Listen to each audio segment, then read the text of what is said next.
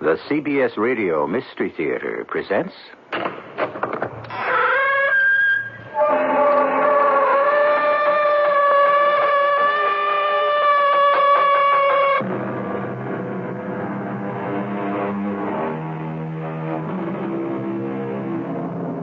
Come in. Welcome. I'm E.G. Marshall. The Yucatán in Mexico is a land of great scenic beauty and of extraordinary, unforgettable legends. The enigmatic wonders found in its caverns below the surface of the earth often excel the beauty and strangeness found above. And the incredible tales told by those who explore them, cavers or spelunkers as they're called, are a challenge few of them can resist. For it can truly be said that what is seen and heard below is indeed wondrous strange. Oh, I'll miss you when it's time to go back home, Maria Val. Grandfather Hunak say maybe you and Mr. Carling stay in Yucatán. Oh, where would he get an idea like that? Grandfather speak with dead ancestors. They tell him many things. But that's impossible. And no one can talk with the dead. Grandfather not like other people. He descends from Mayan priests and prophets. When Grandfather Hunak speak, the dead answer.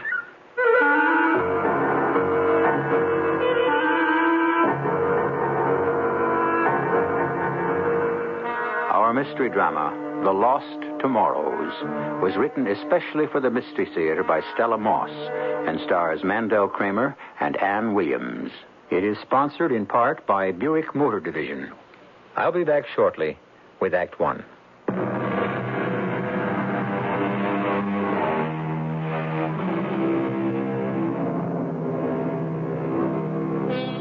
For most serious cave explorers, penetrating deep into the bowels of the earth is a challenge impossible to resist.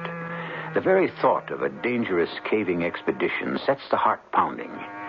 Reena and Matthew Carling are two such cavers who have come to a tiny town in the lake territory of Yucatan. They have only one thought in mind: exploring little-known caves where they hope to find ancient Mayan relics. They are living in a temporary structure of palm leaves set up between two large trees. Two Mayan servants, Hunak and Maria Val, do their housekeeping. We've never found this many pieces so quickly, Reena. And how beautiful some of them are. Look at this piece of jade, Matthew. A Mayan princess might have worn it. And the pottery shards intrigue me. The eating utensils, all those curious patterns on them. I wish we could take the candlesticks home. They're so beautifully crafted. Seems a pity to have to give all these fascinating things to a Mexican museum. Well, just be glad they let us go into the caves to look for them. Yeah, these pottery pieces are offbeat. In what way? Hey, have a look. Each piece has the same pattern of a small bird on it. Poised in a sort of lunging position, head down, wings spread wide, sort of a tack stance, like a toy dive bomber. What do you suppose the Mayans had in mind? Yeah, we'll have to find out. Meanwhile, into the museum box they all go. Well, let's hope we do as well as this in the Cave of the Lost Tomorrows.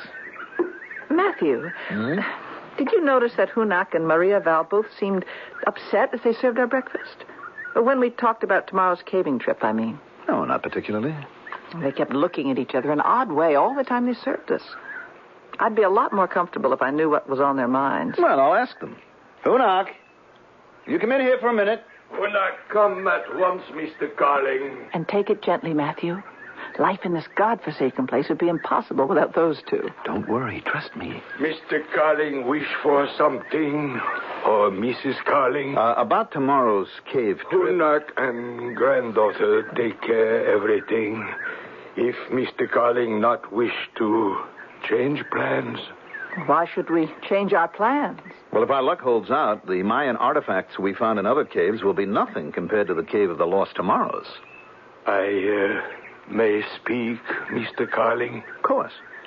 Things you take from caves belong to dead ancestors. Do not belong in living world. Privacy of dead must be respected. Hunak, we are scientific cavers, and we believe that things like these belong where they can be studied But for living to take from dead, Hunak not understand. Well, that's the difference between science on one hand and legend and superstition on the other. Please, Matthew. Hunak knows Cave of Lost Tomorrows well. Many time Hunak go there, not same as other caves. In what way?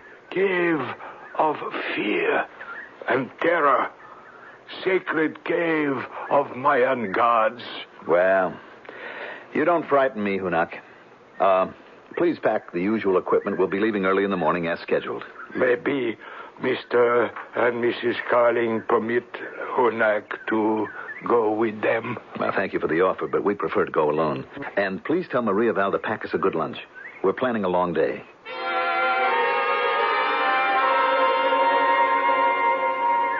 That lunch looks delicious, Maria Val. Many thanks, Mrs. Carling. Grandfather Hunak catch fresh fish this morning. I make for you and Mr. Carling. Well, that sounds fine. Also, you find sweet oranges in lunch basket and canteen filled from fresh, cool spring. I don't know how we'd manage without you. I'll miss you when it's time to leave Yucatán and go back home. Maybe you'll stay in Yucatán. Oh, not a chance. Grandfather say maybe you and Mr. Carling stay. Well, where would he get an idea like that? Grandfather speak with dead ancestors. Dead ancestors? They tell many things. That's impossible. No one can talk with the dead. Grandfather Hunak, not same as other people. In what way? He descend to this life from Mayan priests and prophets. Learn from them wisdom of 1,000 years. He speak, they answer. But how, Maria Val? How? What do they sound like? What do they say? Maria Val not hear voices. Only grandfather hear. Where is Hunak now? I want to talk to him about loading the Jeep with our caving equipment. Mr. Carling is anxious to get started. Jeep loaded, Mrs. Carling. Hard hats with lamp, first aid kit, pocket knife, flashlight, rope ladder. Grandfather... What I want to know is why he isn't here as usual to help us take off. Grandfather asked Mr. and Mrs. Carling please to excuse him. Ancestors wish to speak with him this morning about Mr. and Mrs. Carling. Well, I'll take the food basket and water, Maria Val. Mr. Carling will be getting impatient. Please, to let me go with you, Mrs. Carling. Maria Val know well Cave of Lost Tomorrows. First Hunak. Now you. Why are you so anxious to go with us? Maria Val, Grandfather Hunak wish to speak to you. I come, Grandfather. Please not be angry, Mrs. Carling. Maria Val fear for safety of Mr. and Mrs. Carling. Tomorrow, 9th day of 9th month. What has that got to do with anything? Maria Val, what take you so long? I come, Grandfather. Please, Mrs. Carling. Foreign people not safe in Cave of Lost Tomorrows. Please to be careful. Please.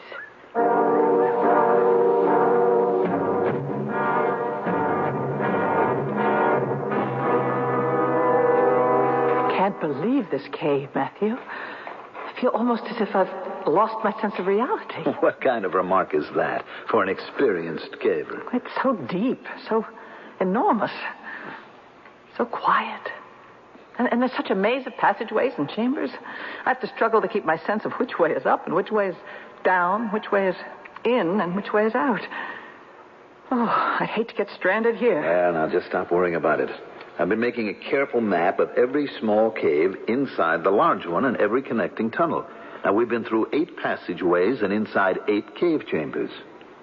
Is it possible there's a total of 9 passageways and 9 cave chambers?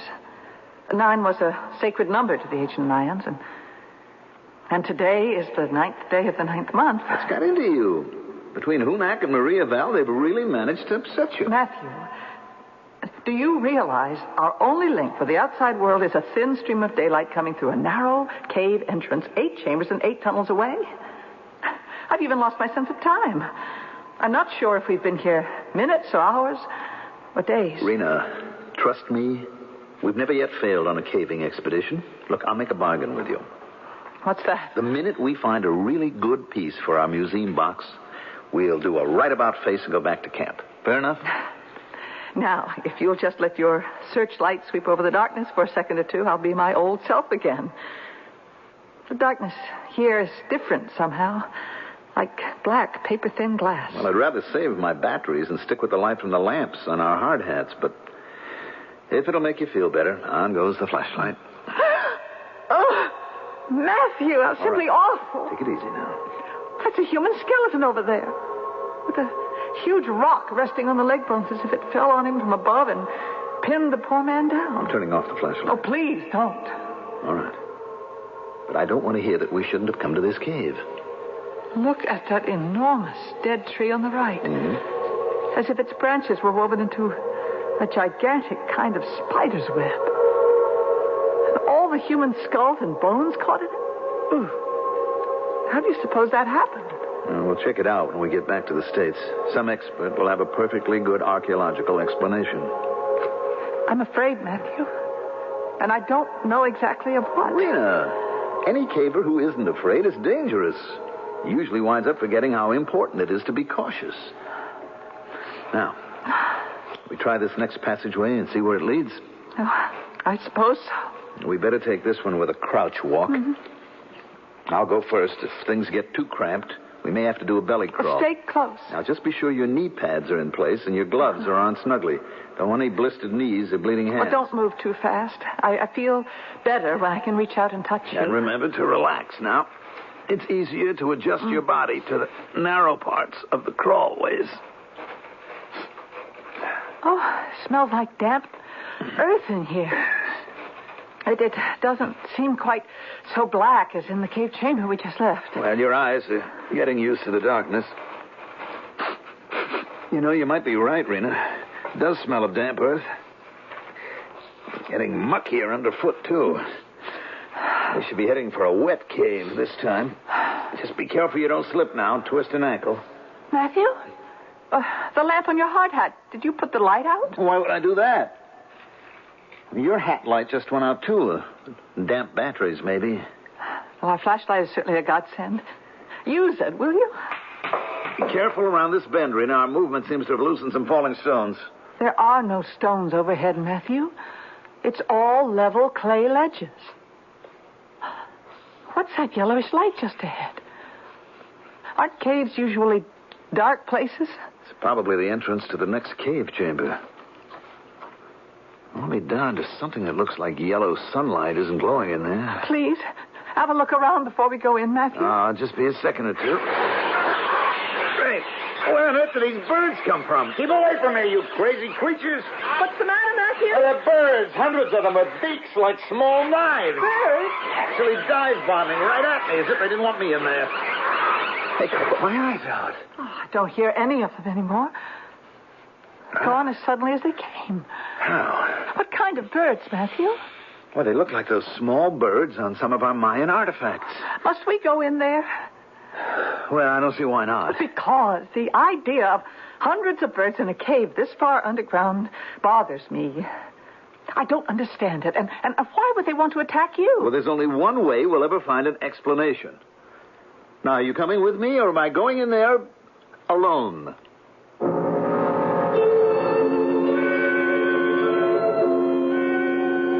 How to understand the mind, the spirit that compels a man to walk on the moon, to touch the bottom of the sea, or as in the case of Matthew Carling, to defy a long history of ancient superstition, to explore the dangers and mysteries of a multi-chambered cave in faraway Yucatán. Will Matthew's passion for caving bring him in touch with some explanation of the mysteries in the cave of the lost tomorrows?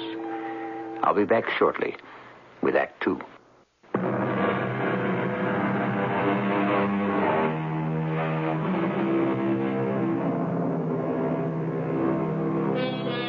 An old Yucatan legend tells us that 9 was considered a sacred number to the ancient Mayans. Reena and Matthew Carling, 2 Americans whose caving obsession has brought them to Yucatan, have just crawled through the 9th passageway and are about to enter the 9th cave chamber in the cave of the lost tomorrows. It is the 9th day of the 9th month. Oh, Matthew, what a breathtaking sight. All those elegant stalactites hanging from the roof like delicate Venetian chandeliers. They seem to be giving off a wet light. And the rock formations are spectacular. Wish we could figure out where all the bright light is coming from. Well, we'll find the explanation. Just give us time. Matthew, Mayan legend tells us that some of these subterranean caves were inhabited by gods and spirits who were called the illustrious dead. That living men and women were actually cast into caves like this one as a sacrifice in time of drought. Do you suppose... What's that? That crater directly below us. It's filling with water. The bottom is covering completely. It's not a crater anymore, Matthew. It's turning into a lovely shallow lake. Thousands of silver water bubbles with bright-colored fish. Reena, look what's on the edge of the shore. A dugout from way back when. You need any help through that muck underfoot? I want to have a closer look. I can manage. I'm glad thick boots are a part of caving gear. Look there. There's a pair of handcrafted paddles resting on the dugout. They look like beauties. We'll be the envy of every caver we know when we add them to our collection. Well, we haven't got them yet, Matthew. The dugout's being pushed from the shore into the water. Well, how on earth do you explain that? I can't see anyone, can you? No. And yet no one seems to be in the boat. The light in here has changed, Matthew. It's getting dimmer all the time. Hey there! Whoever you are, I want to talk to you. Come back here. Here. Matthew? The dugout is standing on end, absolutely upright, on top of the water. It's going under, prow first. Slowly, as if a magnet is pulling it down. Bobby, it's disappeared completely. I can't take any more. Please, Matthew, let's get out of here.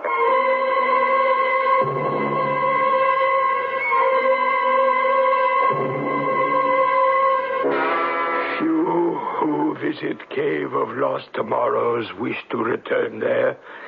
Sacred cave can destroy man's mind. Then why do you keep going back? Hunak, born of ancient priests and prophets.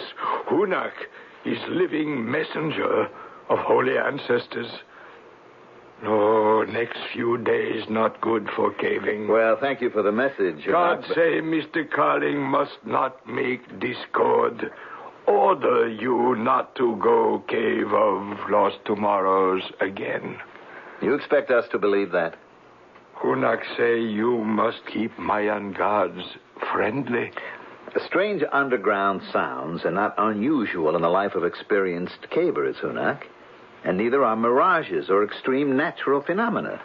And besides, my wife and I are almost as familiar with Mayan legends about gods and voices as you are. What you call legend, Hunak call truth. You and Mrs. Carling hear perhaps of ancient Compassionata cross? Of course. You and Maria Val have been wearing them around your neck since the day you came to work for us. Why do you ask? Hunak suggests Mr. Carling wear Compassionata cross. You're offering me your Compassionata cross to protect me when we go back to the cave? Maria Val will give hers to Mrs. Carling. That's nice of you both. Hunak, look, I don't know how to make you understand this, but I just don't believe in protective talismans of any kind. Talismans exist only because people are frightened of things that they think cannot be explained. Some things are not to be explained. Please, Hunak hope for change of mind before tomorrow. Not a chance. Mrs. Carling and I will handle any situation that arises tomorrow in our own way.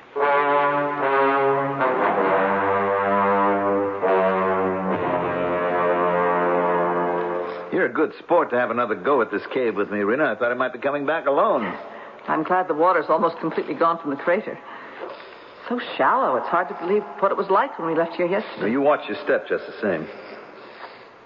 Hey, yellow light still bother your eyes? No, I feel comfortable.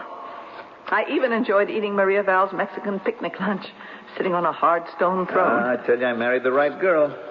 You know, Reena, sometimes... Oh, anything wrong? I tripped on something. Something is sticking out of the muck under my feet. What is it? I'll tell you in a second. Fairly large pottery shard. Let's scrape off the mud, see what we have here. Yeah. Another prize for our Yucatán collection. Pattern on it, Matthew. Mm-hmm. Their ancient sacred monkey. Funny little creature. Yeah. So small, such a long tail. Why do you suppose... What's all that racket up there? Well, we left our things. A pack of small monkeys helping themselves to what's left of our lunch. Well, they can have it. Well, doesn't it strike you as rather odd? Those birds that tried to attack you yesterday were the same as the sacred bird on some of our artifacts. And now these monkeys... Look at the pottery shard you just found. The monkeys on it are exactly the same as those stealing our lunch. Where did they go? Yeah, they're probably picnicking on Maria Val's good cooking in one of the smaller cave chambers. Reena, look at the water. What an incredible blue it is. A golden light overhead, translucent blue light underfoot. What a place. Matthew, have you been noticing that school of large pink and red fish over there? Carrying water plants in their mouths? Hey, what about them? They all swim to the same spot and drop the plants there. As if they were trying to cover up something. Let's go see what they're up to. What on earth are these? 1, 2, 3, 4... 9.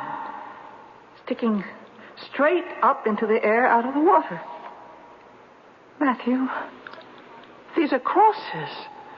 Camouflaged by the water plants. 9 crosses as symmetrically laid out as in an old burial ground.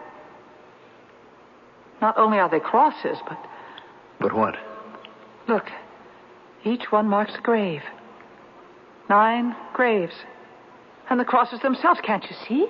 They're exactly like the ones that Hunak and Maria Val wanted to give us. Only these are much larger. You're absolutely right. Compassionata crosses 2 feet high. No wonder they wanted to keep us out of this cave. Why, to a museum or a private collection, these could be worth a fortune. You're not thinking of taking one, are you, Matthew? Why not? Because, according to the Mayan legend, no fisherman ever set sail without one. They considered them a talisman, a protector, in death as well as life. Reena, it's a legend. Remember?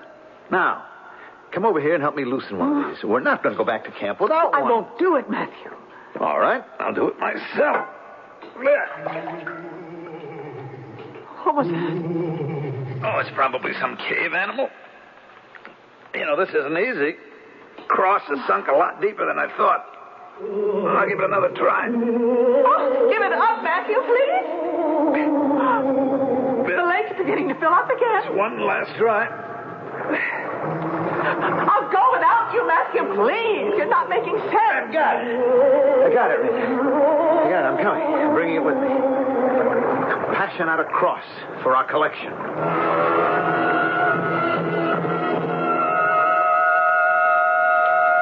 Please, Mr. Carling, Mrs. Carling, do not go inside your room. Why not?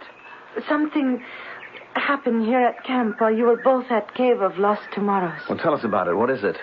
Please, wait here. Maria Val returned with Grandfather. Not be long. Grandfather explained. I'm going into our room. You coming, Reena? Of course. Only I can't imagine what's in there that could shake her up so. Nothing serious, you can be sure. What's going on in here? Candles, dozens of them, burning on every surface. It's like a church, burning votive offerings in memory of the dead. Look at these over here. Burning in the candlesticks we brought back from our caving. And these are our pottery pieces. And these are our glass artifacts, held in place by melted tallow. They've even turned the clapperless death bells upside down and used them to hold candles. Oh, here, too, they didn't light for some reason. Hunak! Maria Val, will you come in here right away, please? I don't understand why anyone would do such a thing. Well, Hunak keeps insisting he's descended from ancient priests and prophets, doesn't he? He even walks around with jade plugs in his ears to prove it. Mr. Carling, call Hunak and Maria Val. Maria Val, stay here. I am afraid. Look, would you two be good enough to tell me why, when it is still broad daylight, there are dozens of candles burning all over this room? Hunak not light candles. Maria Val not light candles. Well, then who did light them? Please observe candles closely, Mr. Carling, Mrs. Carling. Well? 2 near your bed. Not burning. Same size, same color, smooth and even. Hunak buy those for camp at store. And the burning candles? Not same. Those Hunak did not buy. He's right, Matthew. The ones burning are irregular in size, shape, and color. They have a coarse, primitive look. Well, who brought them here and lit them? How about it, Maria Val? You take care of this room for us. Maria Val not understand these things. Hunak? Mr. Carling, you remove sacred objects from Cave of Lost Tomorrows. You must return. Dead ancestors honor each other. It is they who bring ancient candles. It is they make them burn. Do not weep, granddaughter. Do you actually expect us to believe this? If you do not return sacred objects, burning candles, only a beginning. Of what? Maria Val, put out the candles. You can both go. Maria Val will not touch burning candles. No. Mr. Carling, please. Please. Hunak, you put them out. Hunak, not offend world of departed spirits. Hunak, not put out candles. He won't have to, Matthew. Every candle in the room is flickering and going out. Someone is blowing them out. Look. One by one. Every single one of them.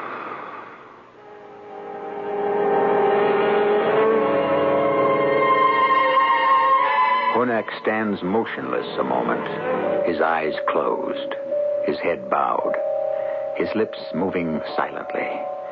Then slowly he lowers himself to the earthen floor, lies flat on his back, and places his fingertips lightly on his moist forehead. Soft, archaic sounds form on his lips and fill the air, making a hypnotic melody.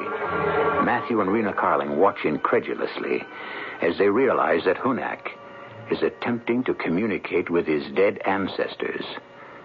I'll return shortly with Act 3.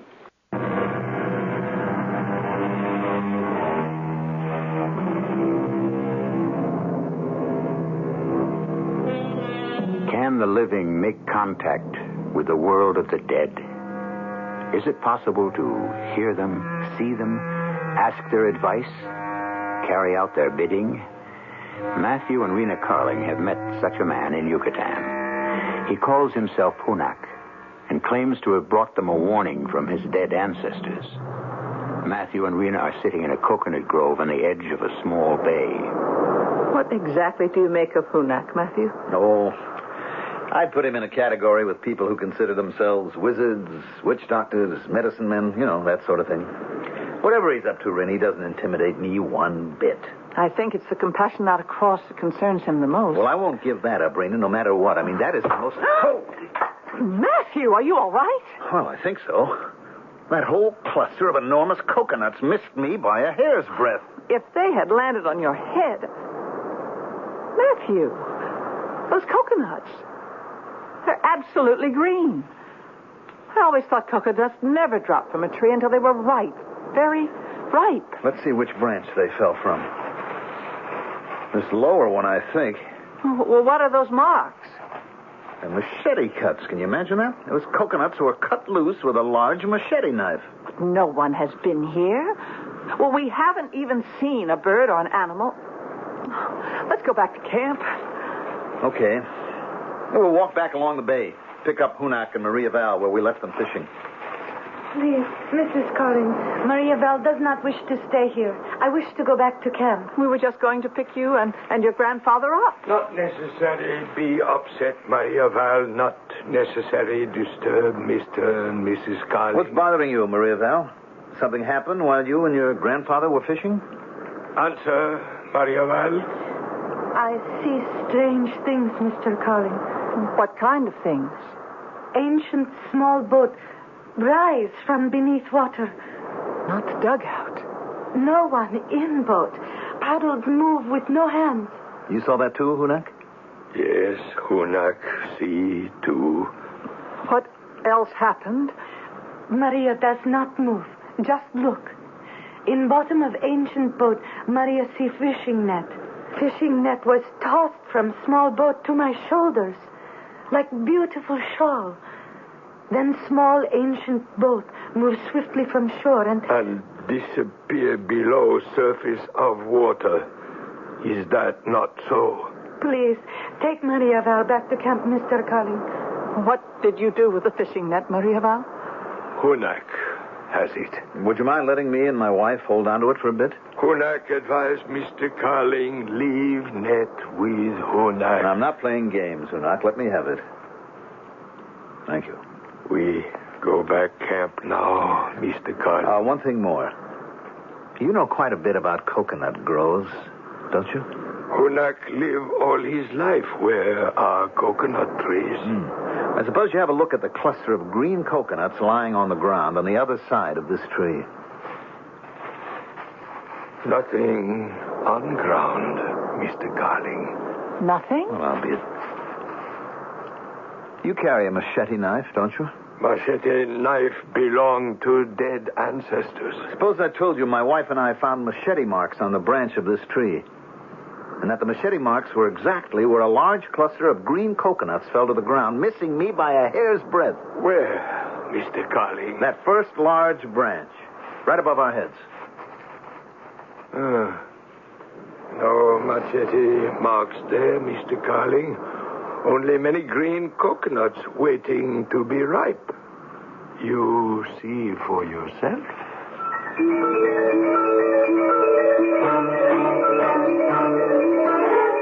I can't seem to understand what goes on here, Matthew. I feel as if my thinking is going native, or if Hunak and Maria Val are putting a drug of some kind in what we eat and drink.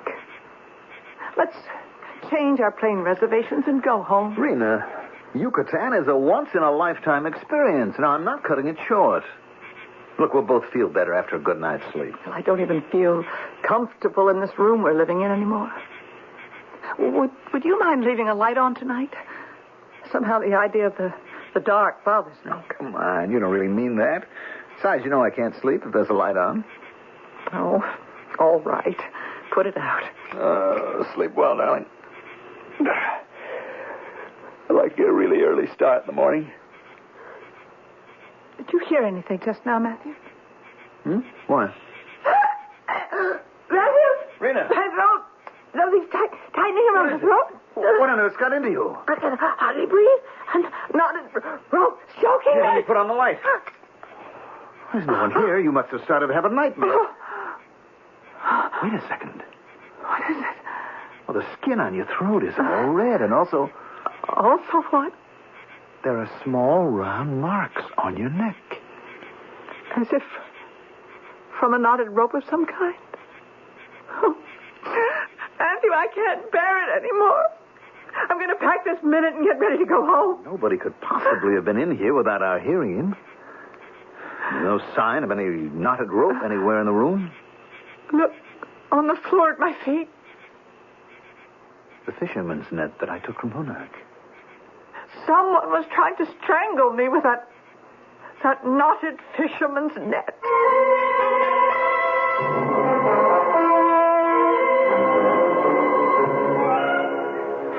The room.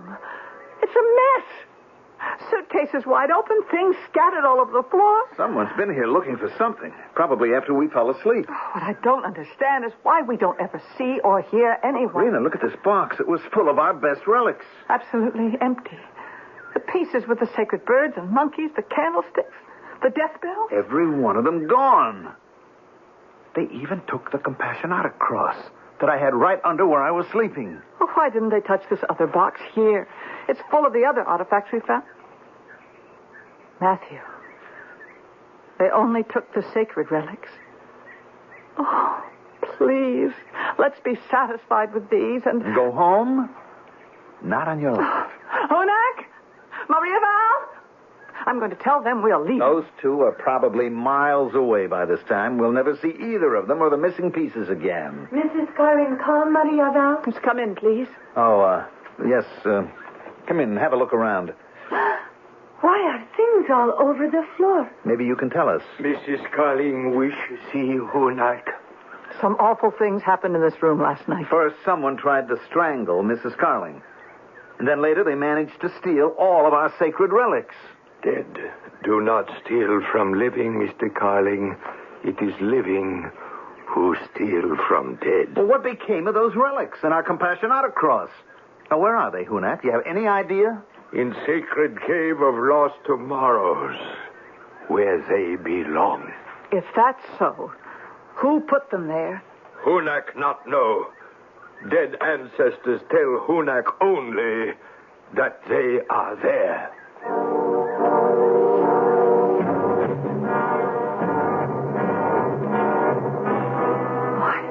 I don't know why I keep letting you persuade me to come back into this cave. Happily, the lake is shallow today. Sloshing through this muddy lake bottom in heavy boots isn't exactly fun. We're here in the burial ground, so we'll have some answers pretty soon now. Look, count the Compassionata crosses, like I just did. This is 2, 6, 9 7. upright crosses marking 9 tidy graves, including the one you dug up the last time. The cross is back where you took it from. Yes, and I'll bet Hunak has a pretty good idea of how it... What happened? Stubbed my boot against something. Oh, can you see what? I see it. An old metal box. Pretty heavy. What's in it? Well, how do you like that? All our stolen cave pieces. Every single one. Plus what? This pair of jade earplugs. We had no jade earplugs in our cave collection. No. But our friend Hunak wears a pair to prove that he's descended from Mayan priests and prophets. I wonder how they got in there. We'll figure that out later. Here, you hold the box, Reena, will you, while I dig up one of the crosses. Oh, don't do it, Matthew. We've had nothing but trouble since we found this burial Reena, ground. please move back a little bit, will you? For this crowbar, it should take no time at all. I'm not going to let you do it. Reena, let go of me. You're not going to dig up that cross. Not again. Mr. Carling, please talk with Hunak. Look who's coming to join us, Hunak and Maria Val. To stop us, you mean? Now, stay where you are, you two. I mean to finish what I started. Please, talk with grandfather. What's on your mind, Hunak? We come say goodbye. Not work anymore at your camp.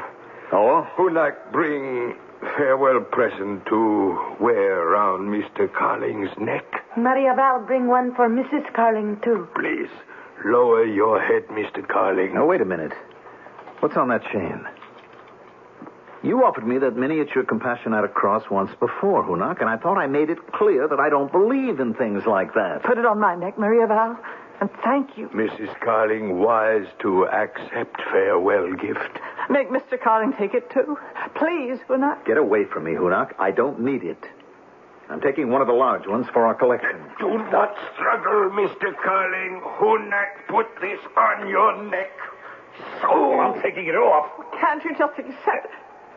It won't come off. Can't get it off. Why is that? The lake, grandfather. Beginning to fill up again. I gotta finish digging up that cross. No. Reena, don't just stand there. Either help me or get out of the way. Oh, I am afraid, grandfather. we go quickly to shore. There is not much time. Come to shore, Mrs. Carling. Please, do not stay there. Let's go with them, Matthew. It's almost loose, Reena. We're gonna have one of these large Compassionata crosses after all. I don't think we can make it.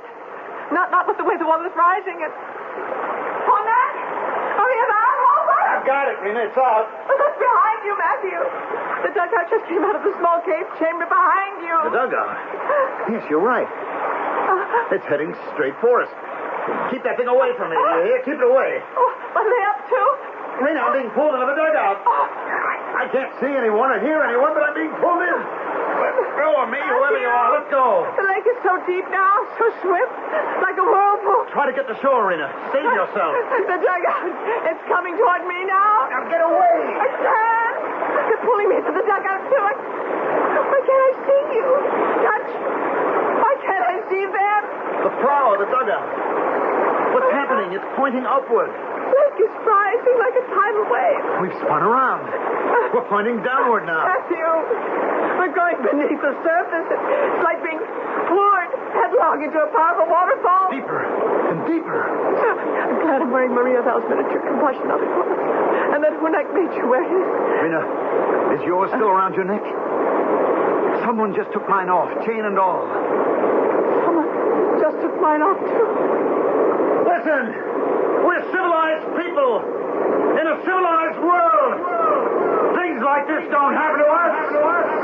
They just don't happen.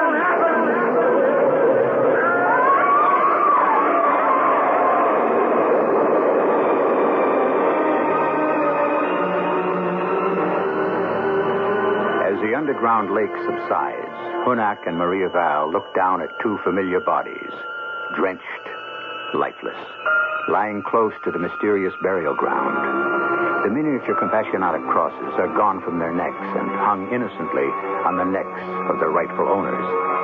In the burial ground, the large Compassionata cross stands upright in its place, one of 9, a sacred number to the ancient Mayans. I'll be back shortly.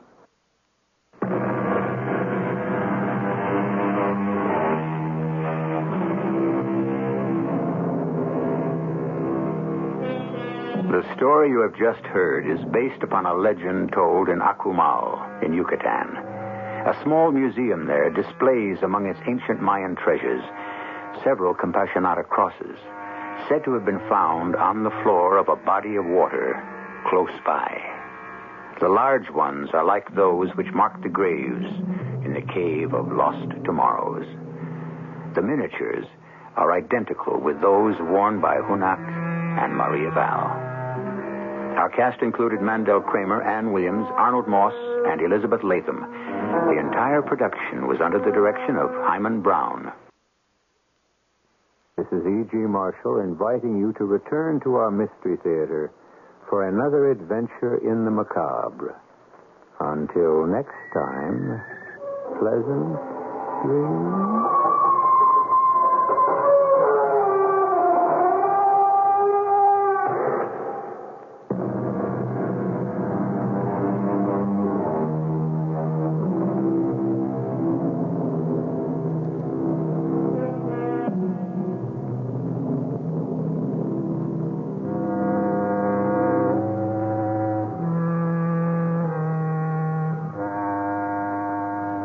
Radio Mystery Theater presents...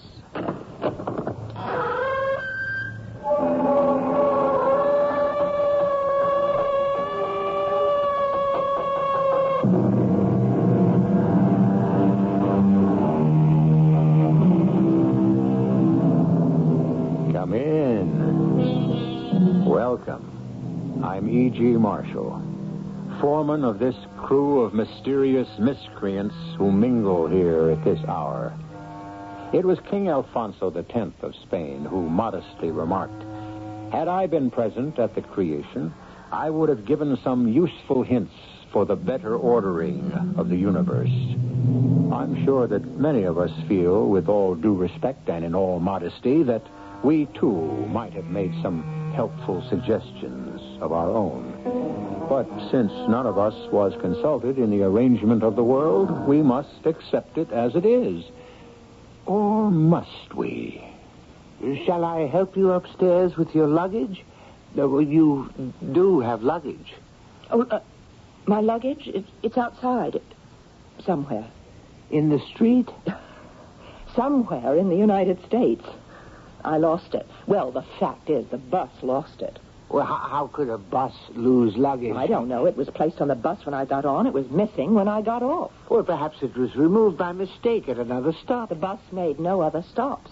Another passenger might have taken it by mistake. I was the only passenger. No.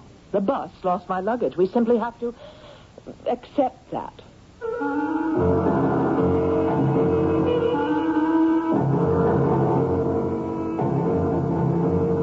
Our mystery drama, The Cornstarch Killer, was written especially for the Mystery Theater by Sam Dan and stars Robert Dryden.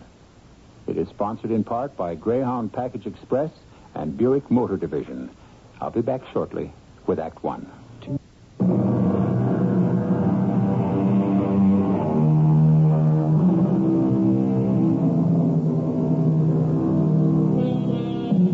The boarding house has become a most familiar literary locale, and it is almost always, presided over by a landlady. Seldom, if ever, do we encounter a landlord, except perhaps as an inferior appendage to a dominating spouse.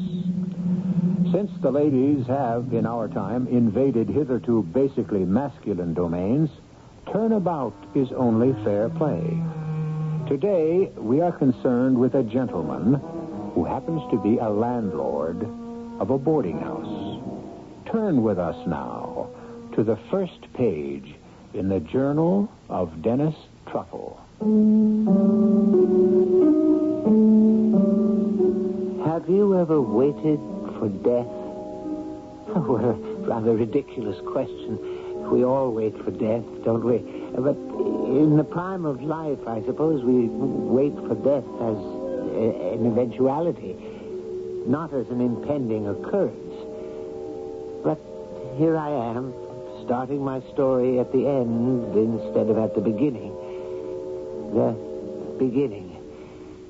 It was a rather damp, foggy November night. A moment, if you please.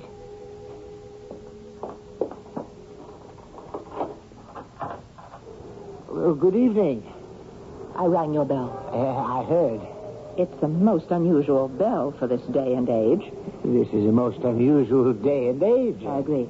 To begin afresh, I rang your bell because a sign, a rather neatly lettered sign, said rooms. Do you like the sign, then? I wonder if I might speak with the landlady. Oh, I'm sorry, we don't have one. Will the landlord do?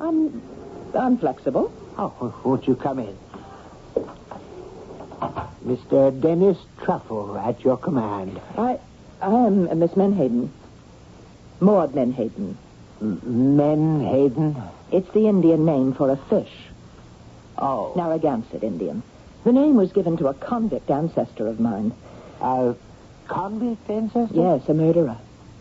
You see, many of our early settlers here were transported felons. Evidently, my ancestor must have looked like a fish. Hence the name. Now, is that settled?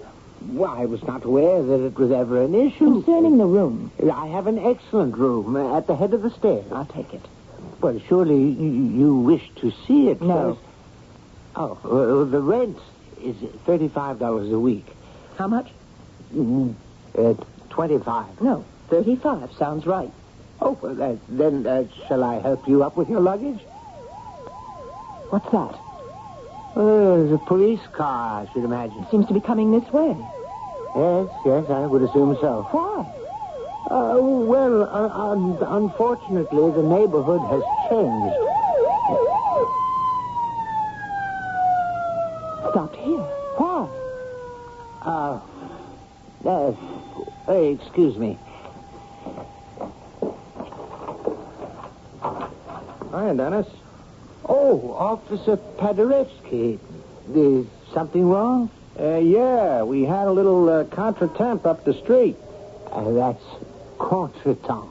A guy was murdered. Do they have any idea who... So I thought I'd drop in here and check out some of your creeps, Dennis. Now, see here, Officer Paderewski, that's no way to refer to... You do have some real ripe avocados in this joint, Dennis. Now, I will not have my tenants insulted. Okay, Dennis, okay. Who's around? Well, unfortunately, we have more vacancies than we... presently, the second floor rear, I have Professor Boniface. Where is he right now? Out. Out where? Communing with nature, I suppose. And the second floor front, I have just acquired as a tenant Miss Maud Menhaden here. Miss Menhaden, this is Officer Paderewski. Please, do not look at me in that way, officer. In what way? With lust. Oh, I wasn't looking with... what I am doing is looking at you closely. For what reason? Because that's what a police officer has to do. Why? Because there's been a murder. Are you saying that you suspect me of committing the murder? Oh, no. Could I have the key to my room, Mr. Truffle? Yes, of course. To answer your unspoken question, Miss Menhaden, am I related to the famous pianist? I am sure of it. Here's your key, Miss Menhaden. Now, I say this because I have a little boy who plays the piano. Thank you, Mr. Truffle. Good night. Good night. Oh, of course, he only plays by ear. Yeah. That one is built. Built? Constructed. Put together. Ooh, there's a lot of woman there. She does seem to be of generous proportions. Hey, what's she doing in a joint like this? Well, I assume she requires refined surroundings. Sure. Well, Dennis, keep me posted, huh? Yeah, I gotta hustle around, see if I can't catch that killer. Who was the victim? Oh, guy was the manager at the bus depot. Yeah, just up the block. He was on his way home from work. And it happened a half hour ago, you say? Uh-huh. A half hour ago, I was in my sitting room with Chapman's Homer. Oh, come on, Dennis. You don't need an alibi. And a fellow human being was being stabbed to death. Yeah. Hey, hold on, Dennis. Huh? All I told you was a guy was murdered. How did you know he was stabbed? But if it happened just up the block and the killer had used a gun, then I would have heard the shot, I dare say. Yeah. Good thinking, Dennis. See you around.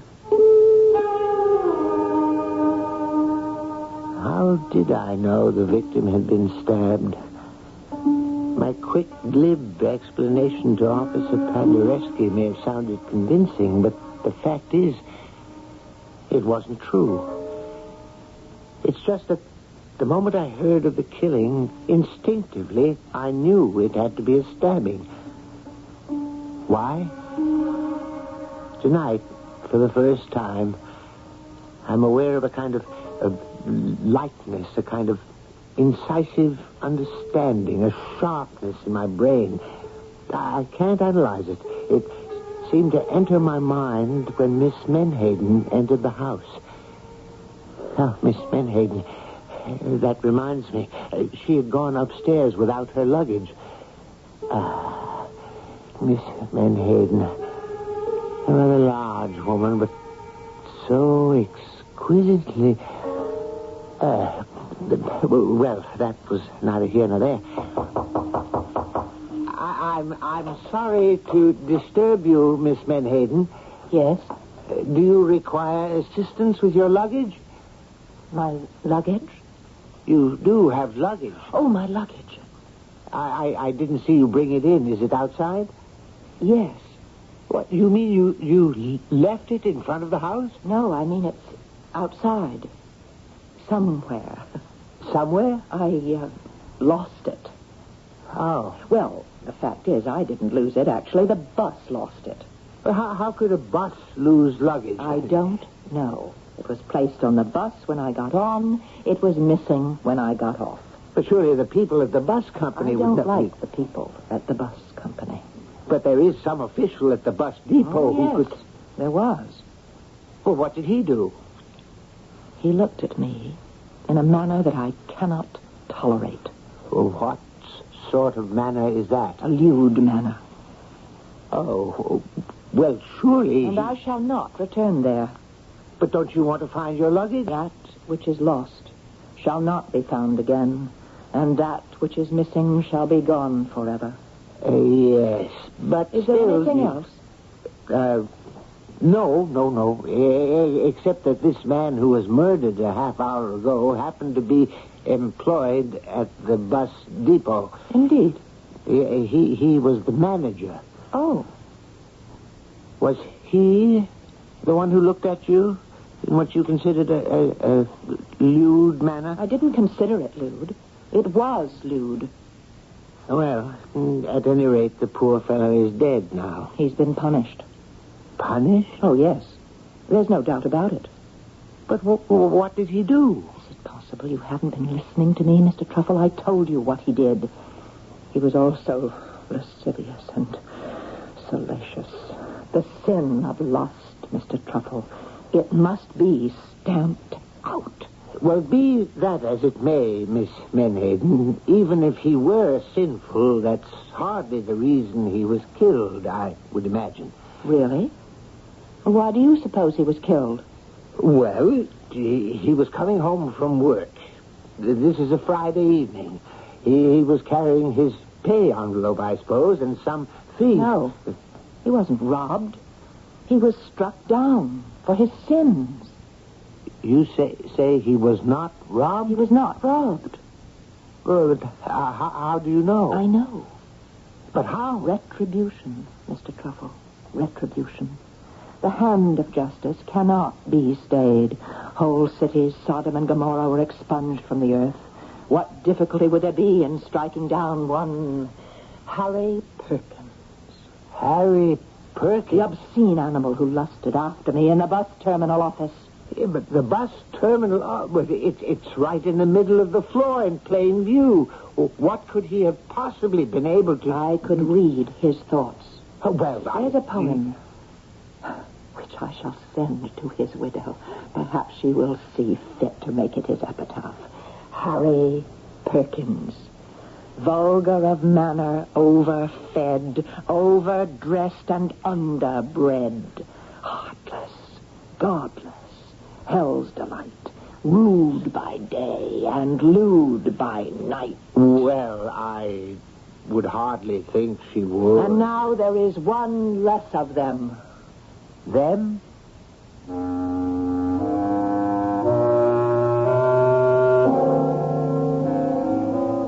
It takes all kinds, as they say, and we seem to have a special kind right here in Dennis Truffle's boarding house.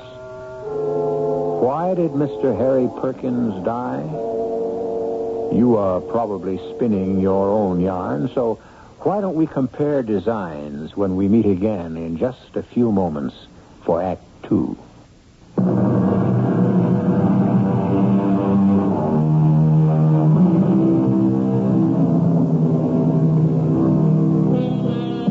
The French, as you know, during the 1930s, constructed a system of fortifications called the Maginot Line. This was considered an impregnable defense against invasion. We mention this because into the boarding house of Mr. Dennis Truffle has come a Miss Maud Menhaden, a lady whose defense of her virtue is also seemingly formidable. We read further from the Journal of Dennis Truffle. Before I continue, I must digress briefly for a point of personal information. Since I have never actively courted a member of the fair sex, certain coarse and unkind people have seen fit to question, as it were, my inclinations. I shall not dignify this slander by rebuttal. I was taught by Dad and Mother to venerate. The verb itself is the Latin root for love. To venerate the feminine sex. And to look at woman as a temple of virtue who contains within herself... well, no matter. It is merely that I have never met until tonight, until Miss Menhaden entered my house and therefore my life... Oh, what am I saying? Well, Miss Menhaden frightens me. What did she say? That Mr. Harry Perkins was not killed by a thief? Is it true? I must find out.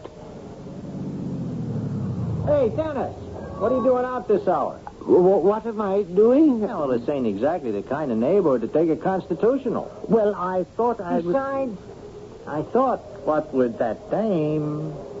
Dame? You're the cagey one, Dennis. I don't know what you're talking about, Officer Paderewski. That luscious dame. That is no way to refer to Miss Menhaden. Why? Is it a lie? Well, tell me, Officer Paderewski, this man who was killed up the street, this Mr. Perkins, the manager at the bus depot. Yeah?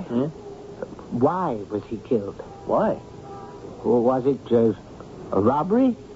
Why do you think it was a robbery? Well, it must have been. Friday night, payday. Let me tell you why it wasn't a robbery, Dennis. Because his wallet was in his pocket, his ring was on his finger, his watch was on his wrist. Oh. And he was stabbed? Yes. Stabbed in the back. The back? A nice, clean little wound. But it did the job. And the killer left no clue behind at all? Not a thing. Then you're completely in the dark. There's one little item. Nobody can figure out what it means. The dead man had a kind of white smudge just above his chin. What kind of smudge?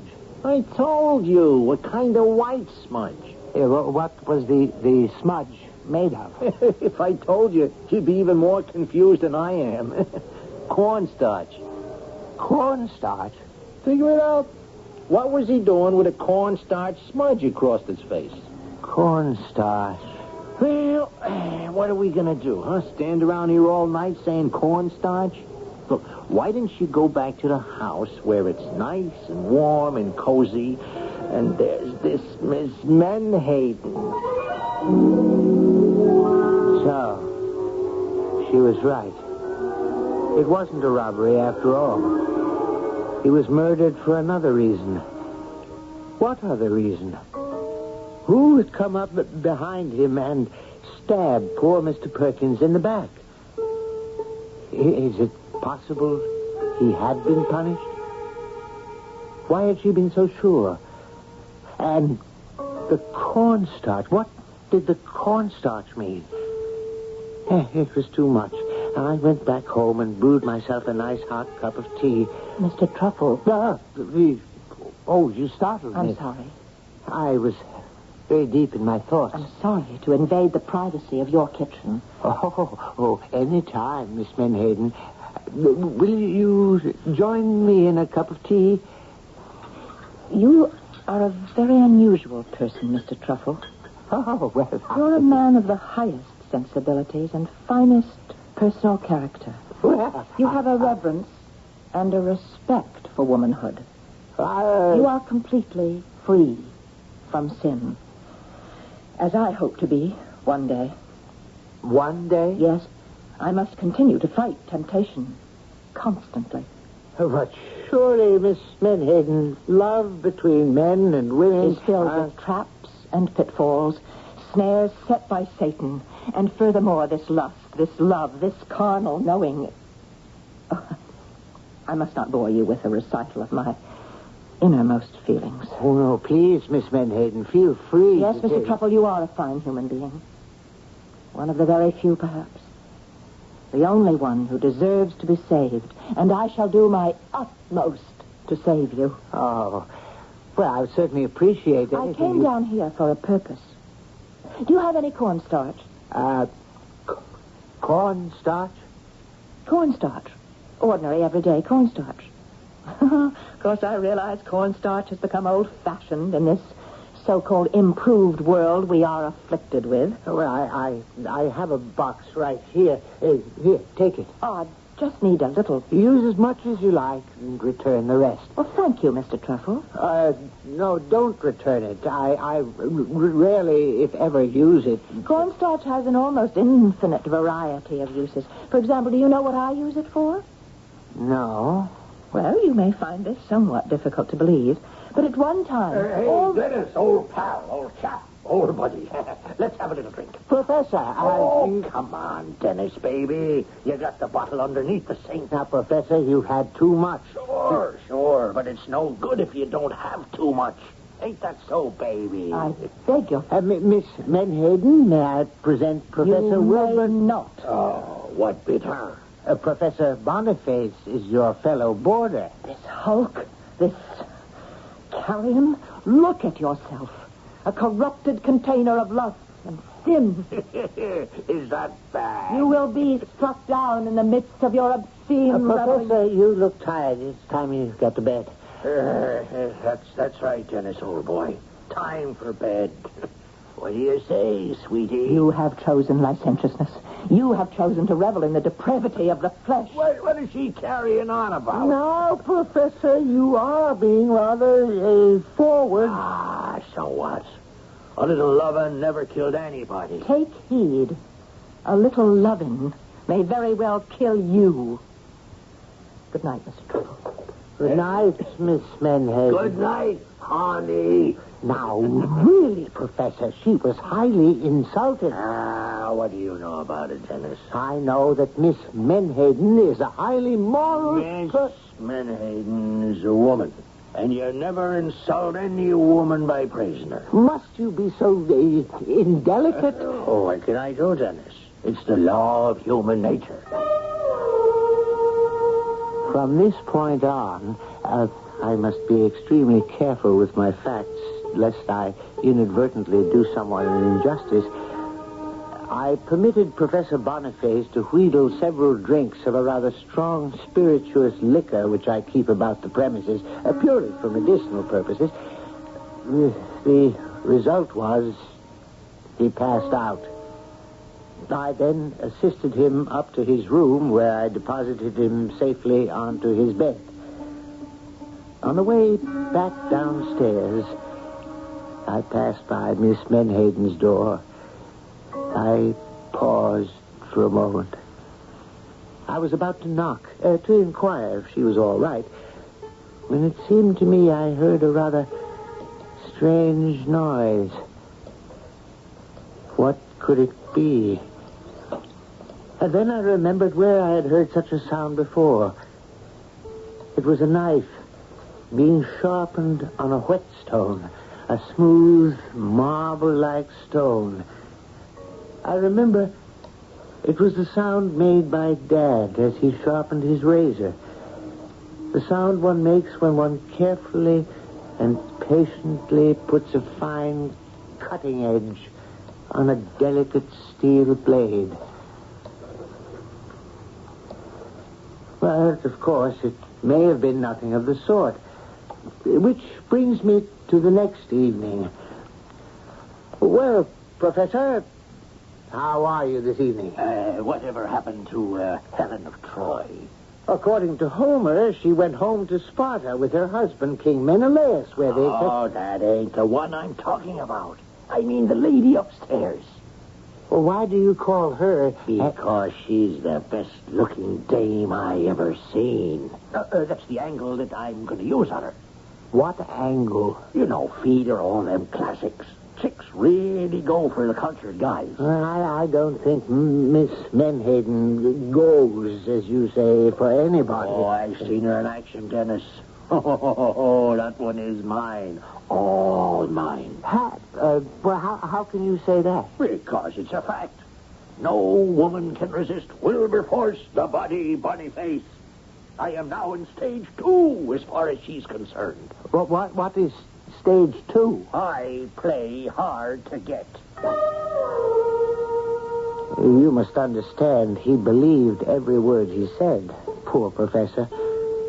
He'd been in the boxing ring, you know. He was the junior light heavyweight champion of Stormfield, New Hampshire, and it was said the experience left him intoxicated. No, punch-drunk. Well, at any rate, he went out. About a half hour later... Oh, good evening, Mr. Truffle. Oh, well, good evening, Miss Menhaden. May I offer you some supper? No, thank you, Mr. Truffle. The hosts of the Lord must fast before they go into battle. Battle? Battle. Well, that sounds grim. On the contrary, it's glorious. You say you're going into battle. But where does this combat, where is it scheduled to take place? Wherever I find it. Wherever I find some poor, depraved wretch who, blinded by error, is groveling in sin, I open his eyes to the true glory, and thus save his soul. Oh. And speaking of depraved wretches, where is Professor Boniface this evening? Out. Out. Where? Well, I'm sure it would distress you to know that he will be going from one low place of entertainment and refreshment to another. Yes, it is distressing. Oh, Mr. Truffle, if only all men were like you. Like me? Pure. Well, she went out. That was about 8 p.m. She returned, I would say, at about 11. There was absolutely nothing unusual about her appearance or manner. I remember I said, "Good evening, Miss Menhaden." Good evening, Mr. Truffle. I wonder, did you save any souls this evening? I may have. And with that rather cryptic remark, she went upstairs to her room, and I heard her lock the door behind her. I then put on a record of a 16th century Danish composer and was almost lulled to sleep by the dissonances when there was a loud clanging of my doorbell. All right. I'm coming. Dennis. Officer Paderewski. Oh, Dennis. Dennis, I got some bad news for you. So get a hold of yourself. Now, I know how fond you was of him, and... It's Professor Boniface, isn't it? Yeah. Old Boniface. And he's been murdered. Yes, Dennis. How did you know?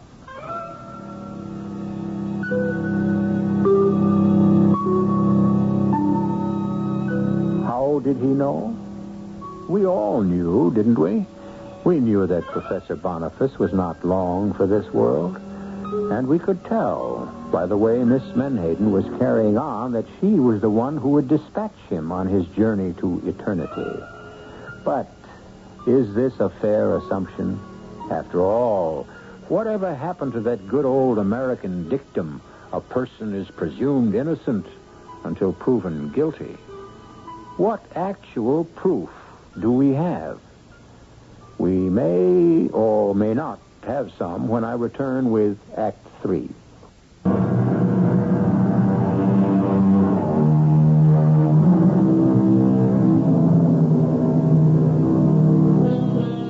A favorite form of thriller is Jack the Ripper murders, the psychotic killer who slaughters women at random because they do not measure up to his standards of purity and virtue.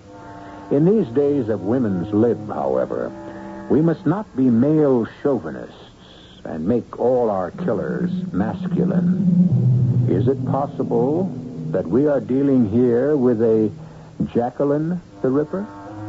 Who knows? With us, anything is possible. Boniface.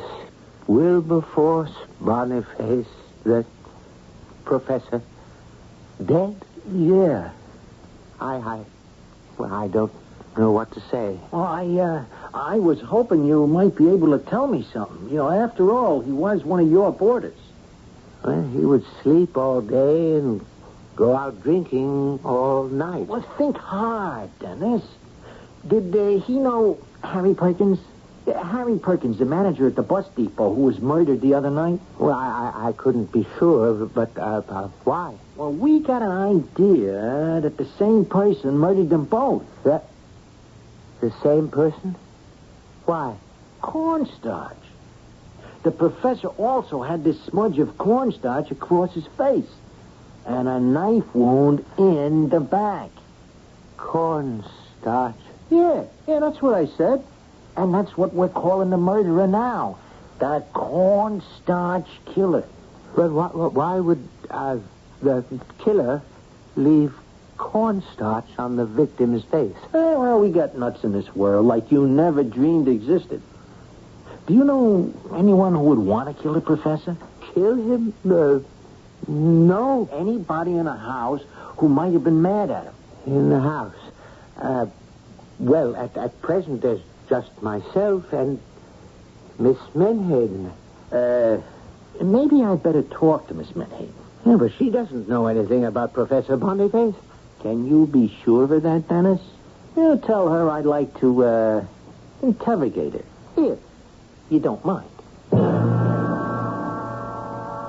Miss Menhaden, there's a police officer downstairs. The relative of the famous musician? He wishes to talk with you in an official capacity. It seems that there has been another murder. Another one? This one, even closer to home, I fear. I actually, at home. Poor Professor Boniface. The lecturer? Whatever. The unfortunate fellow is dead. Officer Paderewski will want to know if you know anything about it. Yes. I know about it. You do? Professor Wilberforce Boniface was an abomination. As such, he was removed from this earth. Removed? Justice was done. Morality was served. Yes, but who did the doing and the serving? I know that he was struck down because his time had come. Well, yes, I can understand that point of view, but the police might press you for specifics. Why? Well, if you say you know who killed poor Professor Boniface, he will automatically ask, who? Who? I should think anyone knows who. The avenging angel. The avenging angel? Yes, and now there's one less of them. Them? And she wouldn't say another word. I ushered her downstairs to Officer Paderewski. I am ashamed to say that he was merely using the murder as a pretext for having a conversation with her. Do you go out very much, Miss Menhaden? Out? Oh, you know, for a little fun. Fun? Laugh. What is it you're trying to say to me, officer? Well, I was wondering if some night we could... Officer, I dislike the way you look at me. And I detest the way you talk to me. I know a place. Oh, I dare say. Oh, I could show you a great time. Have you any questions to ask me in your line of duty as a police officer? Police officer, indeed. Who shall watch the watchman? Good night. Now, there is a dish. I'm afraid you angered her. Officer Paderewski, there's something you must know. Oh, what is it, Dennis? Well? Well, what? What could I tell him? Could I tell him that Mort Menhaden had spoken in a threatening manner about both Harry Perkins and Professor Boniface? Could I tell him that she had been out somewhere when the professor was killed? And about the cornstarch? Why did she want the cornstarch? Wasn't that something that might be of interest to the police? And yet I couldn't say a word. Hey, Dennis. Oh, Officer Paderewski. Have you found anything new about the murders? The cornstarch killer, it's all over the media. Yes. But has anyone reported seeing anyone who might be a suspect? Not a rumble. Now, how this guy can manage to sneak up behind his victim and just slip the knife into the back... You say guy. Why are you so sure? Hey. Are you trying to tell me it could be a dame? Well, Dennis, you're not a bad guy, but when it comes to figuring out murder, you're in over your head. But suppose I were to tell you... Hold it. Who there she is? Who? Look, across the street. Miss Menhaden. Look at the walk on her.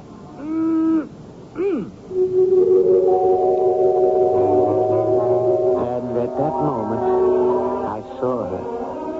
I saw Maud Menhaden for the first time.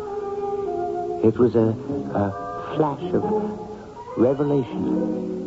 I saw her as the most beautiful and desirable woman in the world. How could she be a killer?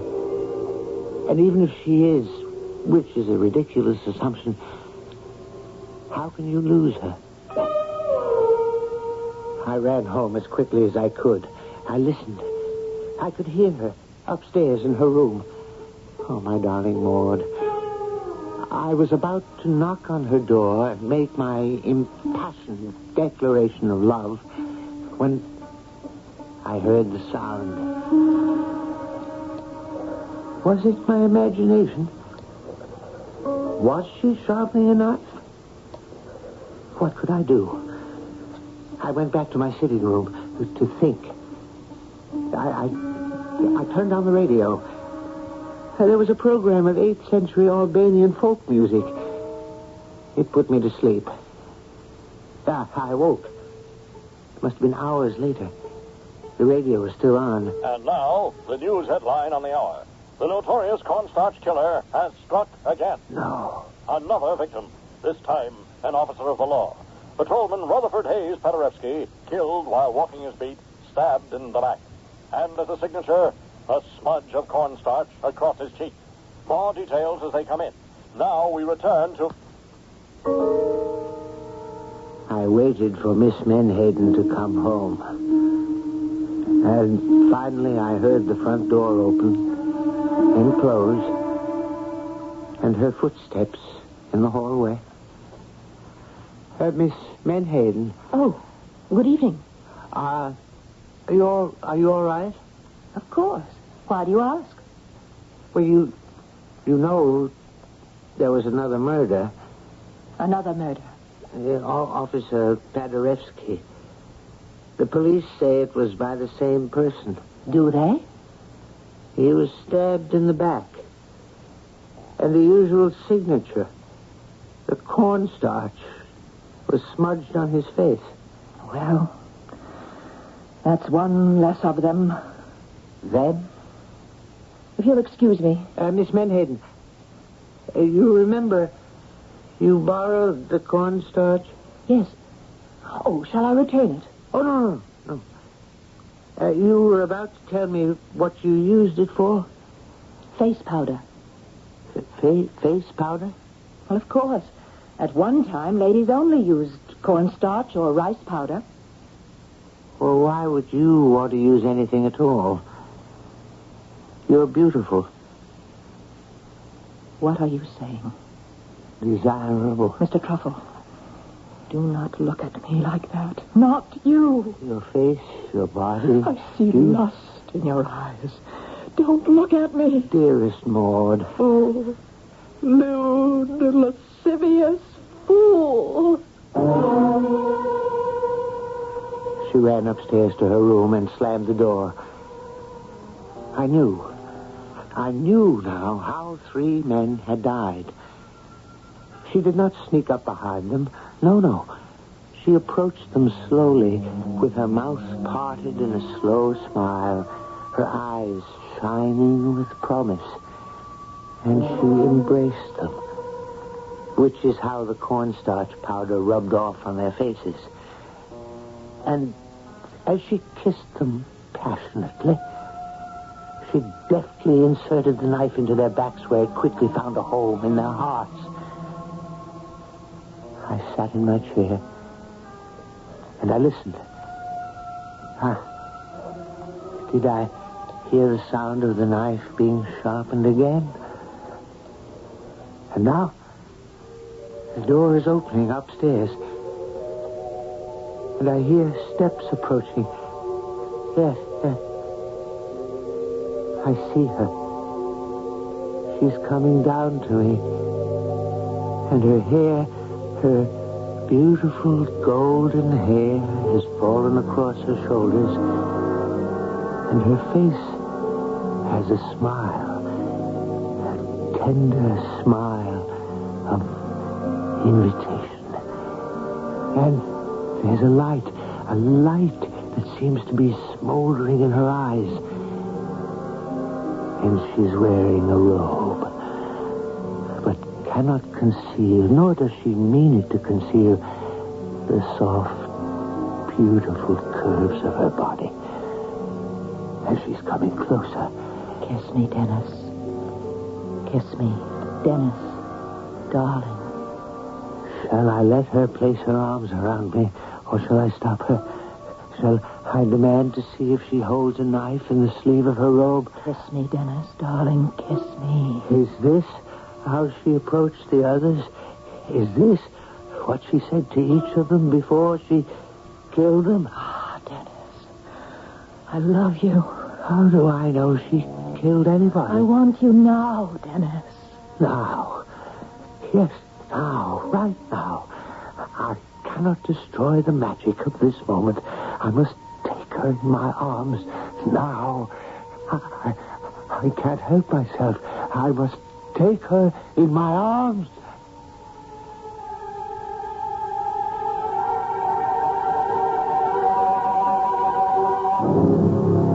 Did he win or lose? What do you think? I regret to say that the cornstarch killer had struck again. Yes, in these emancipated days, we are all equal all the way. Equal pay for equal work is what the ladies quite justly demand, and so it happened with Maud Menhaden. Captured finally by a policewoman, I might add, and she received equal pay for her work. She was sentenced to a fatal visit to the scaffold. I shall return shortly.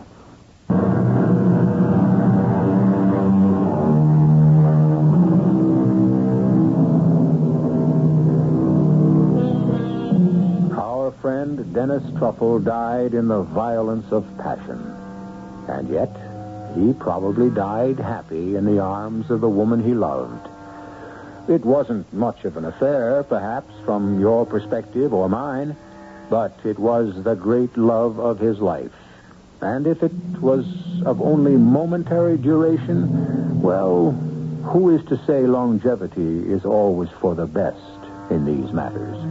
After all, you will admit he didn't have time to grow tired of her. Our cast included Robert Dryden, Marion Selders, and Earl Hammond. The entire production was under the direction of Hyman Brown. And now, a preview of our next tale. Hello? Al?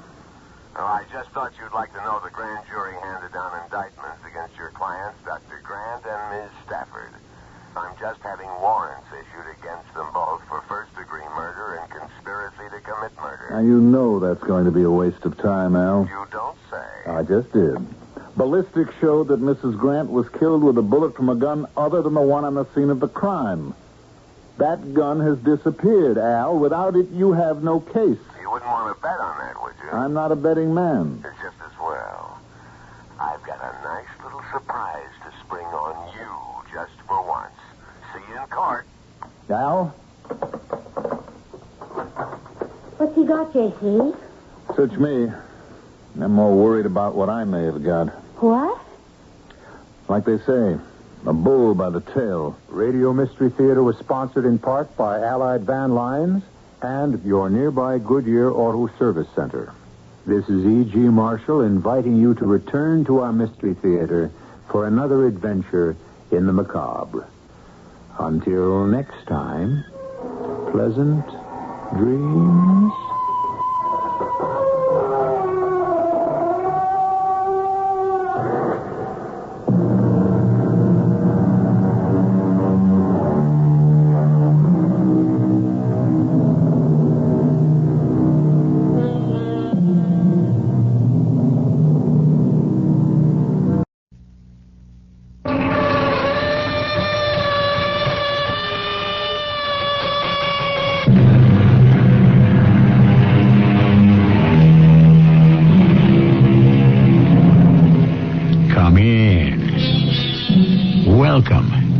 I'm E.G. Marshall. Today, a tale of hatred and jealousy, and the meager nourishment one can derive from such a diet. It is one of Henry James' best. Some say it is autobiographical, some say not. We say it is unforgettable. This portrait of yours, Maria, it's a great work. Did you do it all without sketches of the man or studies? I destroyed everything years ago. Then you once had them. I once had everything. So that it's all memory. It is all hate.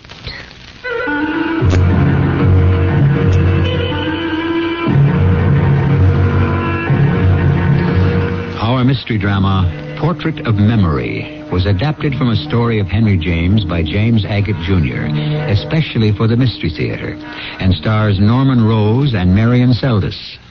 I'll be back shortly with Act One.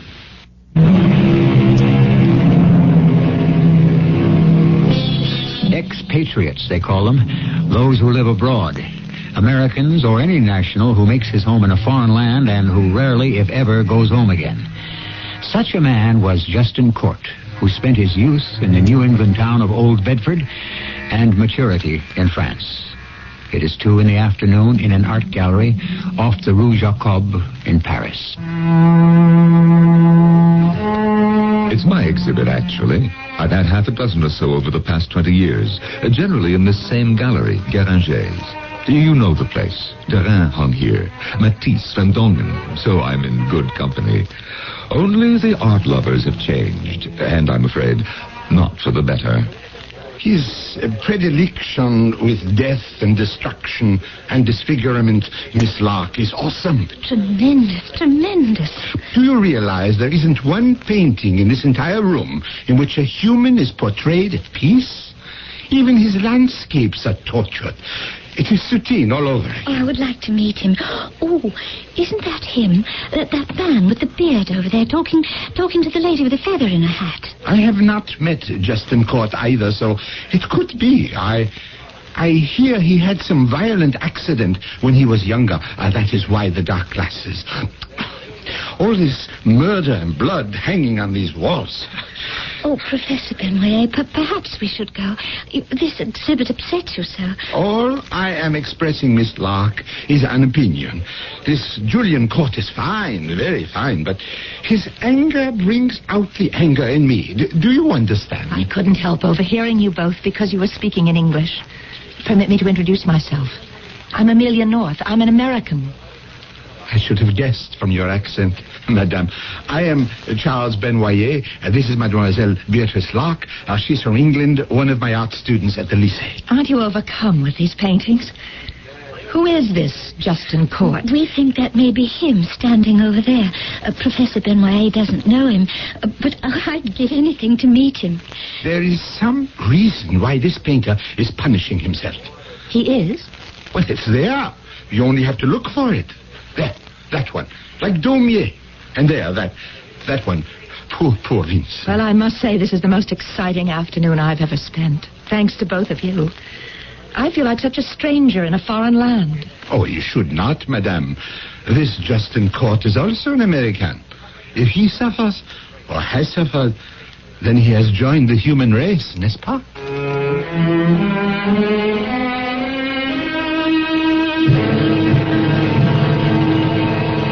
Enfin, s'il vous plaît. I have a certain hoarseness which still plagues me ever since... well, we shan't talk about that. When I'm tired or overwrought, there it is. The only cure is a Paris cafe and a good brandy at 4 p.m. Merci, thank you.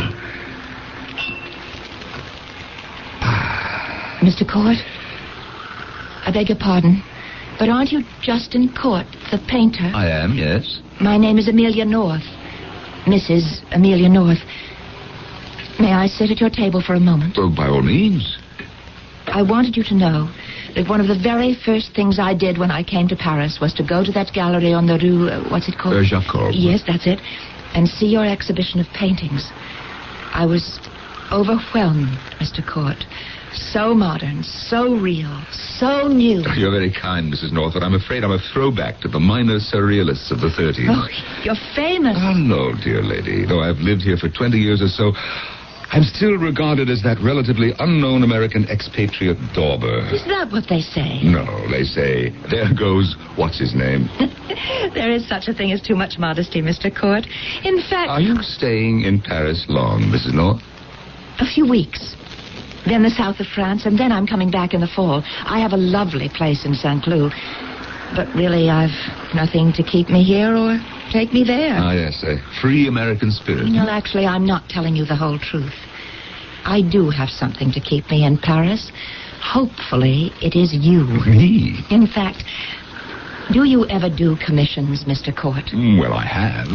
Well, did I tell you that when I was in Guéranger's just an hour ago that I came away overcome? Well, it's kind of you to say so. On the whole, Americans seem to appreciate what I'm trying to do much more than Europeans. The commission I have in mind is not an ordinary one. Well, I accept the compliment. Have you ever done a portrait without the person sitting for you? No, I never have. I rarely do portraits. Oh, yes, but there are people and things in your pictures. They're so sad, really. They're quite awakening. The person you wish portrayed is not in Paris? I don't know where he is. Even if he's alive. Would you have photographs of him? No, nothing. My dear lady, how do you expect any artist to paint a likeness for you with no reference? Who said anything about a likeness? Un très bel homme. A beautiful man. 35. Drawn purely from your imagination, Mr. Court. My imagination would satisfy you? Oh, yes. Mrs. North, you don't know my work well enough. I'm sorry, but I am not the painter for your commission. I would pay well. Well, I'm in the fortunate position that money cannot pay me for making a fool of myself. I can but do in my own way the face I see, not the face I imagine. Well, I shan't disturb you much longer. I have here the name of another painter, a woman who lives here in Paris. Do you happen to know her?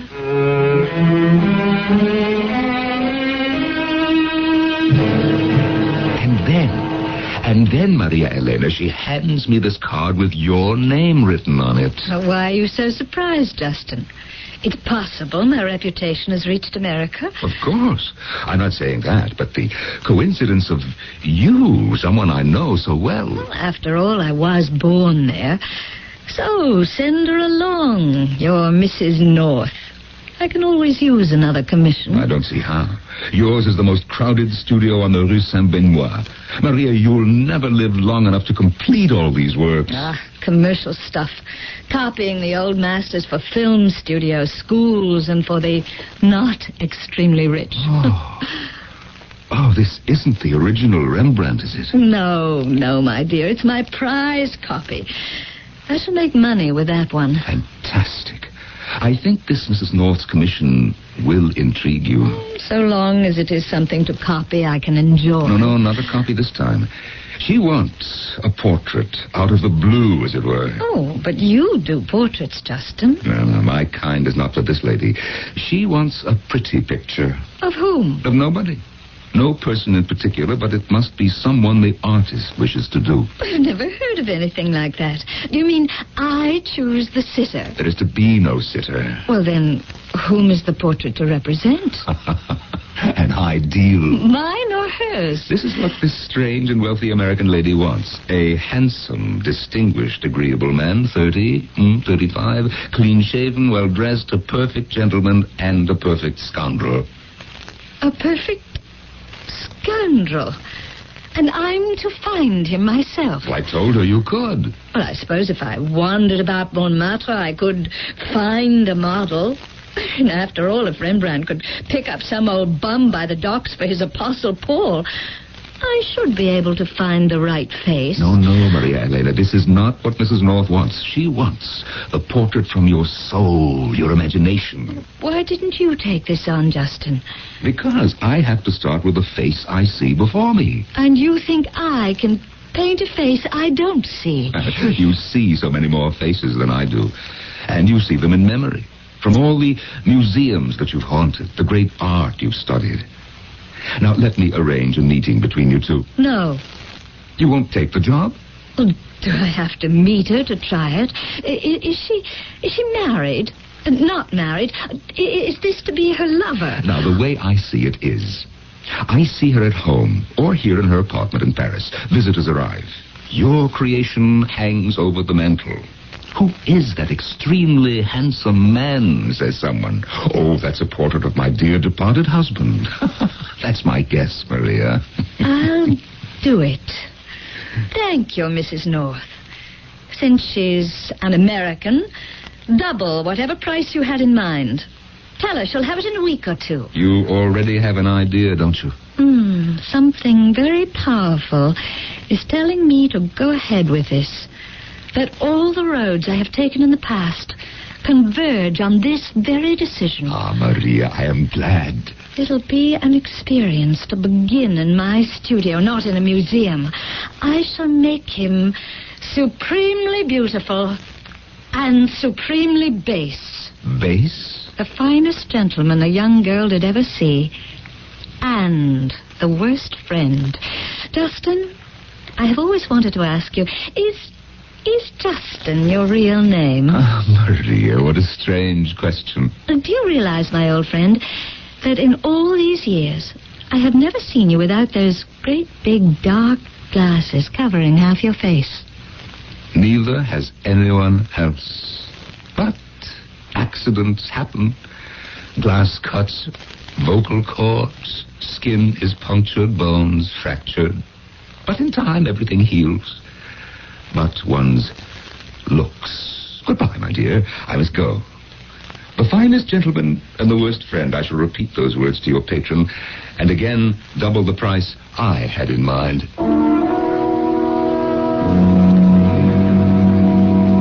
Two painters in an atelier in Paris. One who paints only emotions, and tortured emotions at that. The other, a success at duplicating past masters so well that few can tell the difference. This strange commission of an idealized man is now hers. What will she do with it? I shall return shortly with Act 2. Oh, great master. Yes? My daughter and I have traveled far to seek your wisdom. Is that your daughter with the, bag over her head? Bag. Yes. Say hello, April. Hi. Why is she... Her cream rinse gives her hair the greases. Oh, Daddy. Yes, that bag looks like it held a 6-year supply of French fries. Thanks. What can we do, sire? Well, let's see here. Take the root of the embo bush. I tried that. The juice of the beagleberry. Look, nothing works. I'll have permanent greases. Oh, no. Now, look, I'll tell you what my kids use. Agree cream rinse and conditioner. Agree? Yes, Agree cream rinse and conditioner is 99% oil-free. Oh. So it helps stop the greases. No more greases. I won't have to brown bag it. Yes, my daughter's hair became so beautiful she was elected homecoming queen at Guru U. Wow. How can I thank you for telling me about Agree? Give me some advice. Should I let my daughter wear pantyhose? How old is she? 28. Oh, then I think... Both legs? Yes, both. Fine. You can search the wide world over and may never find anything that can help stop the greases better than Agree cream rinse and conditioner. And be sure and try Agree shampoo. It helps stop the greases, too. Hello, this is James Earl Jones for Social Security. The people at Social Security are concerned that some of you may not be fully aware of the value of the protection you have under Social Security. So let's see if we can make it clear. If you worked long enough in a job covered by Social Security, here's a rundown of the benefits. Monthly retirement checks as early as 62. Higher payments if you delay retiring past 65. Disability checks every month for you and your family if you can't work for a year or more because of a serious accident or illness. Medicare at 65 or at any age if you get Social Security disability benefits for 2 years or if you have a permanent kidney failure. And when you die, your family can get monthly survivor's checks. And one more thing, you can even earn some money and still get monthly Social Security retirement checks. If you're still not sure about the rights and benefits you have, get in touch with any Social Security office. They're listed in the phone book under Social Security Administration.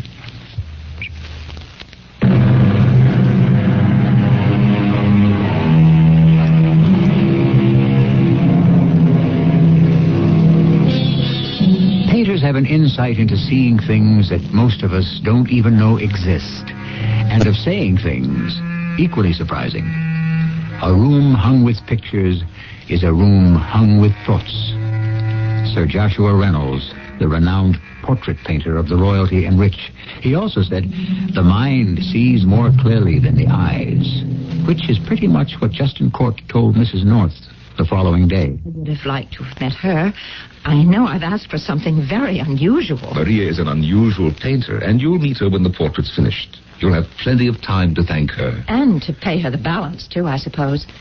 I did give you the down payment you asked for. Oh, yes, I have it right here in my pocket. Maria Elena. An interesting name. Have you known her long, Mr. Court? A dozen years or so, since she came to Paris to work. I'm getting such a tingly, jittery feeling now that it's being started. Does she work quickly? Oh, my impression is she'll toss it off at white heat. You artists are a most extraordinary people. Oh, how rude I'm being. I haven't even thanked you for coming all the way down here to my house in St. Louis. And by the way, let me show you where I plan to hang the portrait. This is my room, my boudoir, I guess you'd call it. Yes. Is that a music box playing on the table? Yeah, it was given to me long ago. It runs for 2 hours, and I try to keep it going all the time.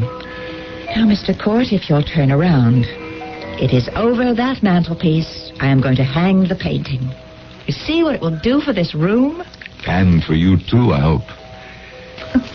Why do you say that? You are waiting for something to happen, aren't you, Mrs. North? Perhaps for someone to come into your life. It is more than waiting for the portrait to be done. What a good eye you have. How clearly you can see me, even through those black lenses. As if... No, that's not possible. As if you could see right into my soul.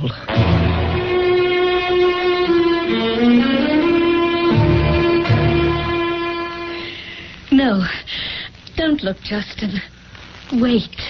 Wait. Maria, do you mean to tell me it's finished already? It's been less than a week. Justin, before I let you see it, I have to tell you, I cheated. You have? For 4 days, I painted as though I were bewitched. Oh, I slept a few hours here and there, but I felt I was in a furnace of passion to get every line, shadow, nuance of color, light, highlight, quickly onto the canvas before it all escaped me. That's what I told your client. You would paint at white heat. Oh, the man I have done is not from my imagination, not a Raphaelite or a Tintoretto man in a modern suit. He is real. Of course, to you. He is a likeness of a living person. At least someone who did live once. But nobody will ever know. Are you sure? Nobody she has ever seen or knew. All right. Now, may I see him? You may wait, Justin. Lord knows I had to. Oh, of course. Someone you have raked up from the past. Your past. I don't see why not, after all. Mrs. North won't know the man. I'm glad you agree. Now, I'll turn the painting around and place it on this easel. Oh, Maria. Whom have you brought to life? Oh, Mrs. North will be pleased, I'm sure. He is un bel homme. Perhaps a little too fine for her fantasy. I would say it needs something less sincere in the expression. But you have captured a daredevil. I see it in his eyes, in the way he holds himself. Oh, yes, reckless. He was. Joy, pride, high spirits, the expectations of a great fortune. But he was a dilettante, a would-be painter, believe it or not. Oh, how many years ago that all was. It's a great work, Maria. All done without sketches or studies. I destroyed them years ago. Ah, then you once had them. I once had everything. So that it's all memory. It is all hate. In all the years we had known one another, I had never seen Maria Elena in such a state. She turned away from me. I could see her eyes filling with tears. And abruptly she left the room. Maria Elena, please come back to the studio. Maria! Forgive me, Justin. I couldn't bear to look at him any longer. I'm all right now. I don't know what to make of all this. I didn't want you to see my face, Justin, that's all. Your tears. I was 17. What is that? 20 years ago. I was very much in love with him. I thought we would marry. To this day, I don't know whether my love was ever returned. Then, one day, without explanation, without even saying goodbye, he left me to marry someone else. You were in love with the dilettante? Of course. What does one know at 17? He loved painting, hoping to study and become one. It's funny, isn't it? I think that's why I took it up. I had to be better than he was at what he desired. Painting meant more to him than I ever could. Maria, you have created a living, breathing man. But the evil in him, the evil you speak of, the evil Mrs. North wanted, is not as clear. Nor was it in him. Take it. Take it now, right now. I don't want to see him again. I'll take the portrait to my place. She can see it there and pay me, and I'll send you a check by the first post. I told you, didn't I? I doubled your price, and she agreed. It now stands at 30,000 francs. 30? Why do I feel like such a Judas?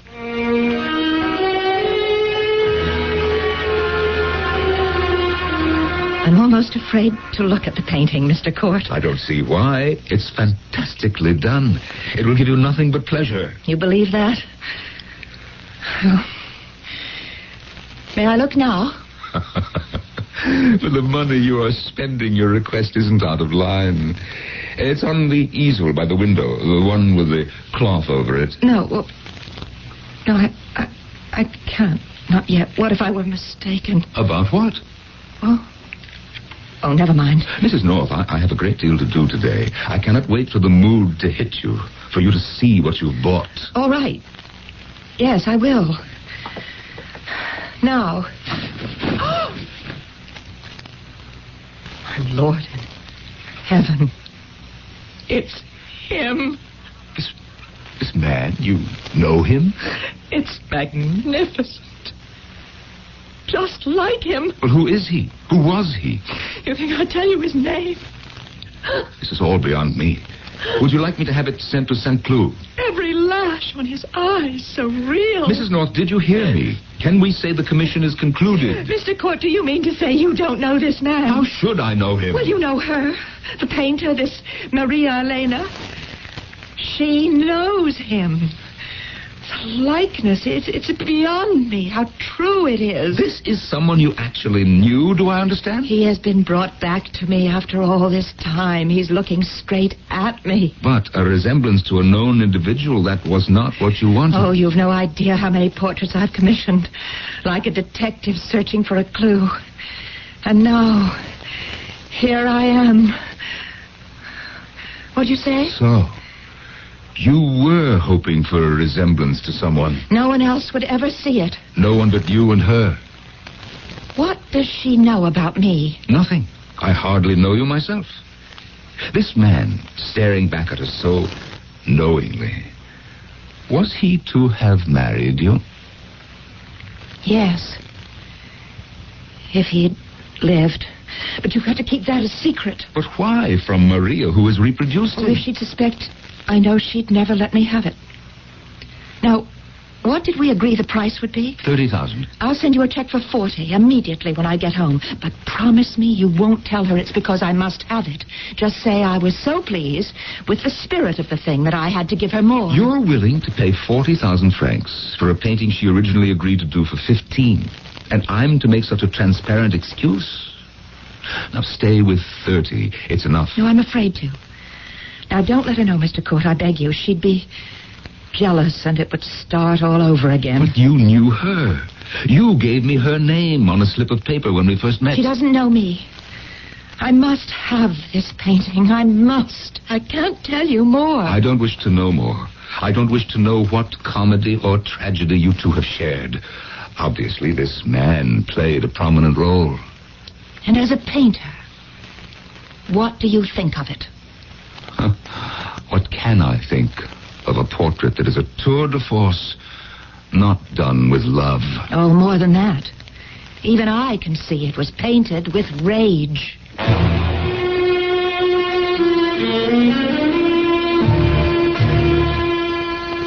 40,000 francs. It was my idea, Maria. You contracted for a decorative trifle, and you've produced a breathing masterpiece. Is that what she calls it? Oh, Justin, what does she know? She knows she wants it. As much as that? Said she'd send me a check today, and you'll have mine by the first post tomorrow. But why such a roundabout way? It's not my idea. You said you didn't wish to meet her. I didn't think you wanted her to know where you live. Well, there's more to it. 40,000 before she's even received it? Yes, but she's seen it. It's the same as if someone bought one of mine at Guéranger's. Money down and then delivery of the painting. She said she'd send for it. Now, Maria, try to understand. She's well off. She can afford things that you or I would think twice about. This time she's bought herself a husband, and you've given her a very special one.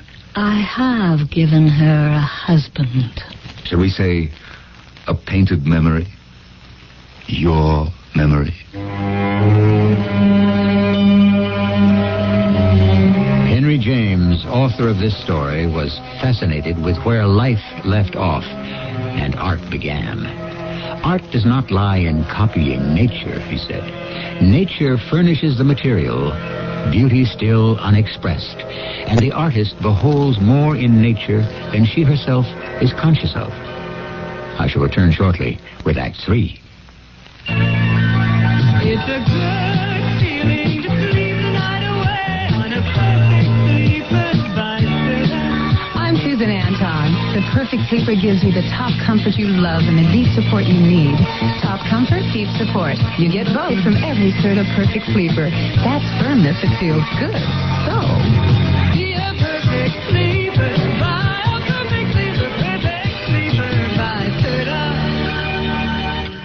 Denture wearers agree. Snug cushions hold loose dentures so comfortably tight, I feel confident again. Soft adhesive Snug brand denture cushions ease sore gums from loose-fitting plates. No messy fixing like powders or pastes. Snug is easy to shape and fit. Won't wash off. Get temporary relief from loose-fitting dentures until you see a dentist with Snug. Now in the new 4-cushion economy package. Snug, another fine product from Mentholatum. What in the world happened in August? Brought to you by your local Navy recruiter. 194 years ago this month, in 1786, the silver dollar and the decimal system of money were adopted by an act of Congress. 134 years ago this month, in 1846, the Smithsonian Institution, named for English scientist James Smithson, was chartered. 80 years ago this month, the first international lawn tennis competition for the Davis Cup was held at Longwood, Massachusetts. The U.S. won 3-1. 45 years ago this month, in 1935, American cowboy philosopher Will Rogers was killed along with his pilot, Wiley Post, when their plane crashed near Point Barrow, Alaska. 21 years ago this month, Project Teepee was announced to the public. The system was developed by Dr. William Thaler of the Office of Naval Research to monitor 95% of the Earth's atmosphere for missile launchings and nuclear explosions. To find out what's happening in the Navy today, call toll-free 800-841-8000. In Georgia, 800-342-5855. Navy, it's not just a job, it's an adventure.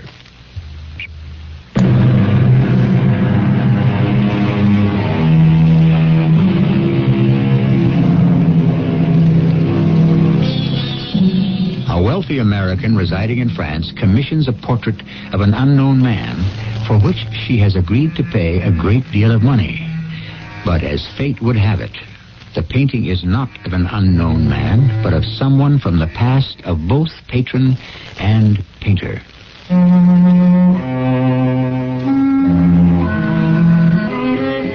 The concierge in my building told me that while I was dining out, a lady had stopped by and said she was to pick up a painting. I was surprised that Mrs. North had taken it upon herself to do this, and said so.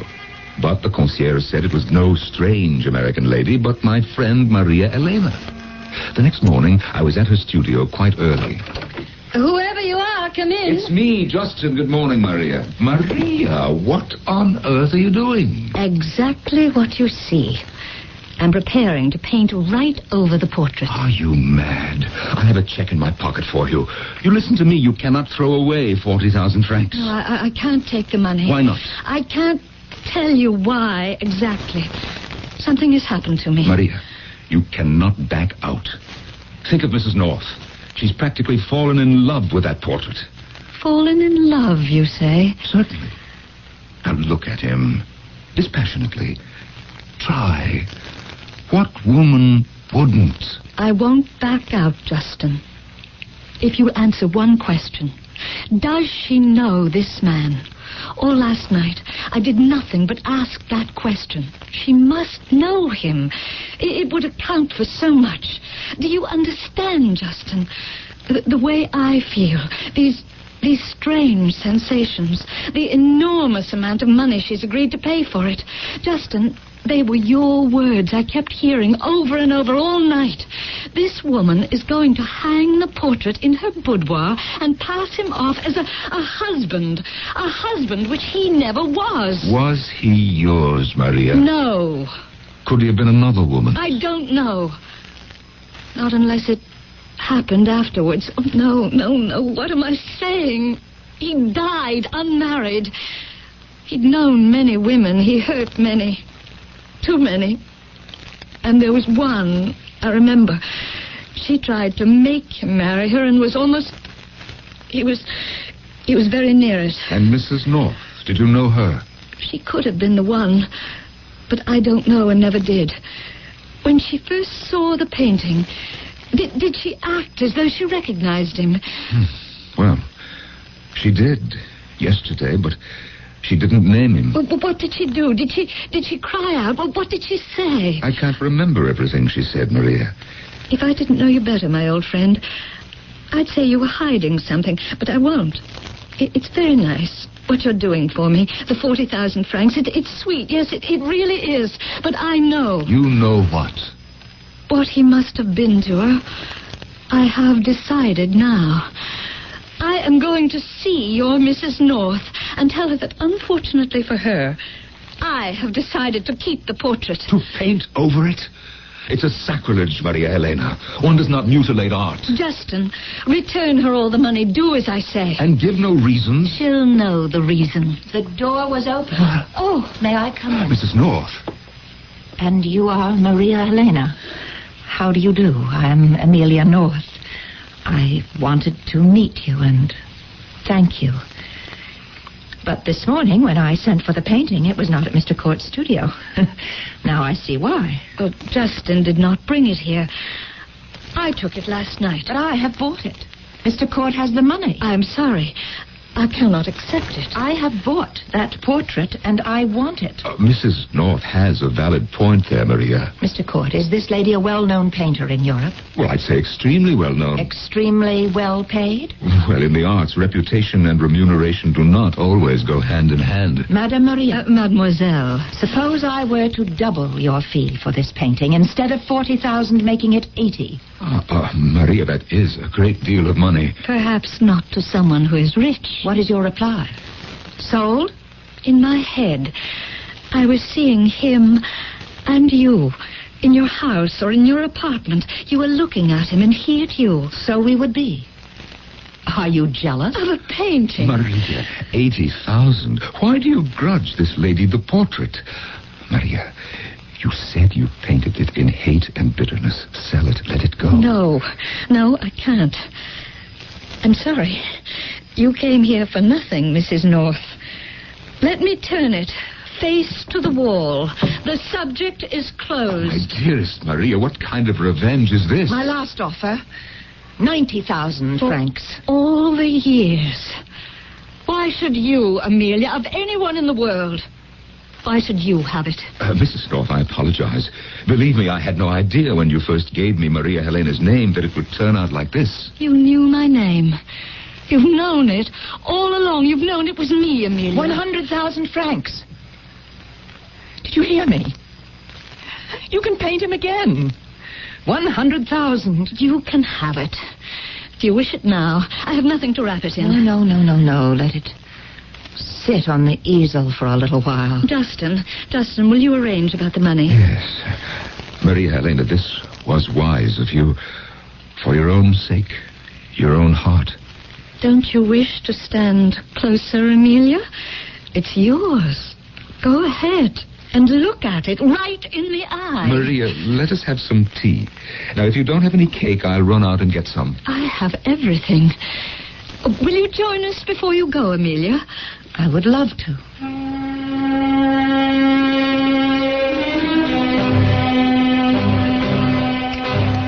Maria, you never knew I existed, did you? I knew I was not the only woman in his life. But you, by name? No, I did not. Pour me a little more tea, will you, Maria? I'll have some, too. Mind if I help myself to another slice of the genoise? Oh, don't get up, Maria. I can cut some for myself. Where is that big knife? He was a wicked one. But I thought I loved him. I was 17. What did I know? A child of 17 in a small backwoods town in Massachusetts needing so much reassurance. I used to say to him, "Do you really love me? Do you? Do you?" Of course I do, Mary Ellen. I've never loved anyone but you. Is that true? How can that be true? Because it is. They say you have many girls and that I'm just one of them. Do you believe that? Well, I don't want to believe it. Will we marry someday? How can I marry a girl of 17? I'm 30. Besides, what will we live on? You're so clever. You can sing, you can recite poetry, you could teach English. Mary Ellen, I barely graduated from school. If my father and mother hadn't left me money, I don't know what I'd do. Oh, darling, what would you like to do? Paint. I would give my soul to paint. I know that I have the true artistic spirit. Oh, you have. Oh, what can you see in plain Mary Ellen Gray living in the oldest farm in our village? I see everything, my darling Mary Ellen Gray. One day I shall paint you. I'm going abroad to learn how. I shall study with the masters. Alone? No, I'll take you with me. You will? You will? Yes, I shall. Now, dearest heart, I must go. Where are you going? Oh, to meet some other woman. What a suspicious girl you are. You know that you are the only one for me. I swear to you. So you were the young girl who lived in the old farmhouse? Mary Ellen, a farm girl who became Maria Helena, the painter. And you? Amelia North. I was then. I am now. I looked out the window, and I saw him walk slowly up the road and disappear behind a clump of maple trees. I was standing there. It's where we met every single day. I knew there were others. So did I. Amelia, why did you want me to paint him? I didn't know you were the painter. I had no idea it was you or who you were. 3 months ago, I ran across a story of an exhibit in Paris by an artist named Maria Helena. And there was a picture of one of your paintings. That clump of maples and your farmhouse. And I said to myself, that woman lived in our town. So I took down your name and I thought, I'll go to Europe and perhaps she can help me find him. I haven't seen him for 20 years. He may be dead for all I know. I never heard from him again. And so I came to Paris. All the time, something driving me to have him brought back to life. As I was painting him, the same desire. How could I tell you I was from the same town? I was afraid if you knew you wouldn't paint him. That's why I was so vague. But I was sure that you had to know him. 4 days. That's what it took me, Amelia. I told Justin. I thought I still loved him. But every stroke, I was painting him with hate. Mary Ellen, we brought him back to life. Now, we must end it. Mrs. North. Amelia, what are you doing with that knife? I paid for you. I destroy you. You took everything. You gave nothing. You destroyed young girls. You lied. You gave them hope, and then you took everything away. No! Look at that pretty face. I tell you, on the floor. I will trample on your face, but I can't. I can't forget I loved you once. Oh, you see difference. he and I were to be married. Yes, married. My mother and father, all of us, we waited at the South Church in Old Bedford like some old-fashioned drama, but it's true. Every word. How was a girl to know? The banns had been read. My youngest little cousin was the flower girl, and her little brother was the ring bearer. They didn't understand why the wedding wasn't starting, poor little ones. People from far away, friends, relatives. And finally, nobody said anything. Everybody just drifted off, some together, some by themselves. Amelia, I'm so sorry. I had to exorcise him. You see, my heart was still married to him, broken and dying. And I've lived with this all these years. Amelia, your tragedy was far greater than mine. It was a Sunday, like today. The first day of June. For 20 Junes, I've cried all day. And all I have to remember him by is a music box my grandfather gave me that day when I came home from church. Without a husband. Sunday, June the 1st. He was with me. I keep it wound and it plays for hours on end. We were to be married at 2:00. He left my house. The farmhouse at 1:30. Where are you going with all those fancy clothes? I said to him. Oh, this is a fancy day, he said. I watched from my window. He was starting to walk up the road to the South Church, and then...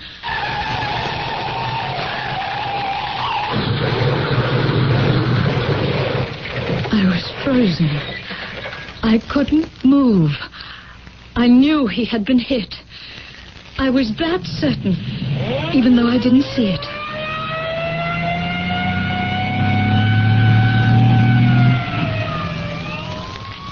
I couldn't find him. He hadn't been taken to any hospital nearby, or the one in the next town, or the next. I went everywhere. I finally found him in a big city hospital. Yes, there had been an accident. A man in a rented gray-striped morning suit. Nothing to identify him. He was in a coma. They wouldn't allow me to see him. Even then, I wasn't sure it was him. Day after day, I made up excuses to my parents. I'd go to the big city hospital. One day I went. They said he had lost his memory. Another time, they were fixing up his face with surgery. I cried all the way home. I would never see him as he was again. 2 weeks later, he was gone. They would tell me nothing. I was sure he had died. I watched the two women cling to one another. Time, the passage of time might dim and erase their memory of this man. When I reached home, I took off my dark glasses and searched my scarred and rebuilt face. Was I that man? Today, how ugly is my face. But if Justin Court was the man who lived in America 20 years ago, I was much uglier then. I stare into the mirror, but no memories come to me. Nothing. My mind is a total blank.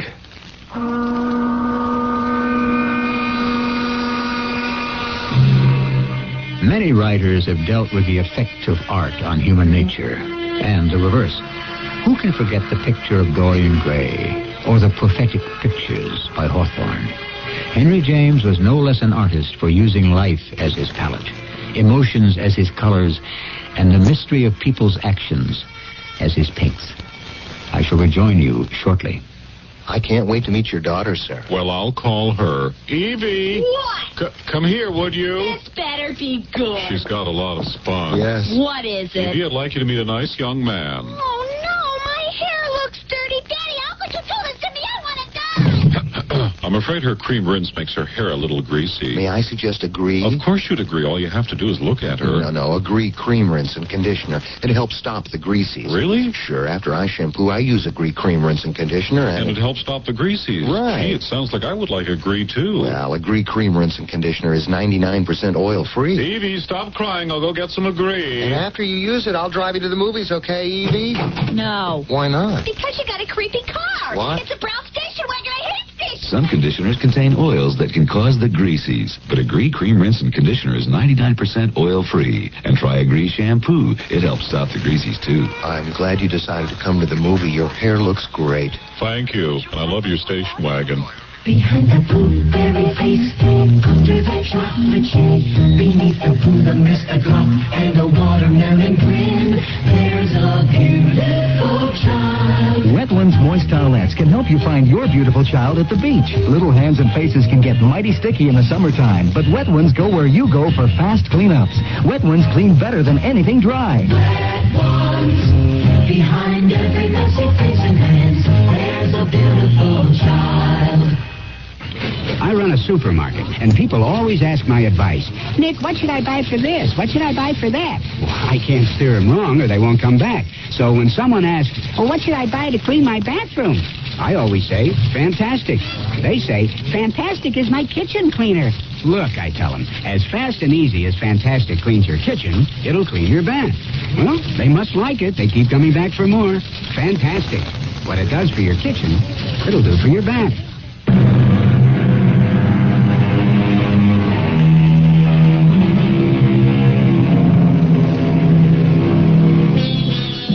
There is a sense of mystery surrounding our lives.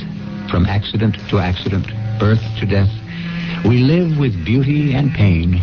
We find ourselves, we lose ourselves. The author of this story we have just dramatized confessed that he lived intensely, indeed was fed by life. And he adds, my value, whatever it be, is in my own kind of expression of that. We of Mystery Theater are grateful Henry James drank so deeply of the cup of life and expressed it all so vividly. Our cast included Marion Seldes, Norman Rose, and Carol Teitel. The entire production was under the direction of Hyman Brown. This is E.G. Marshall inviting you to return to our Mystery Theater for another adventure in the macabre. Until next time.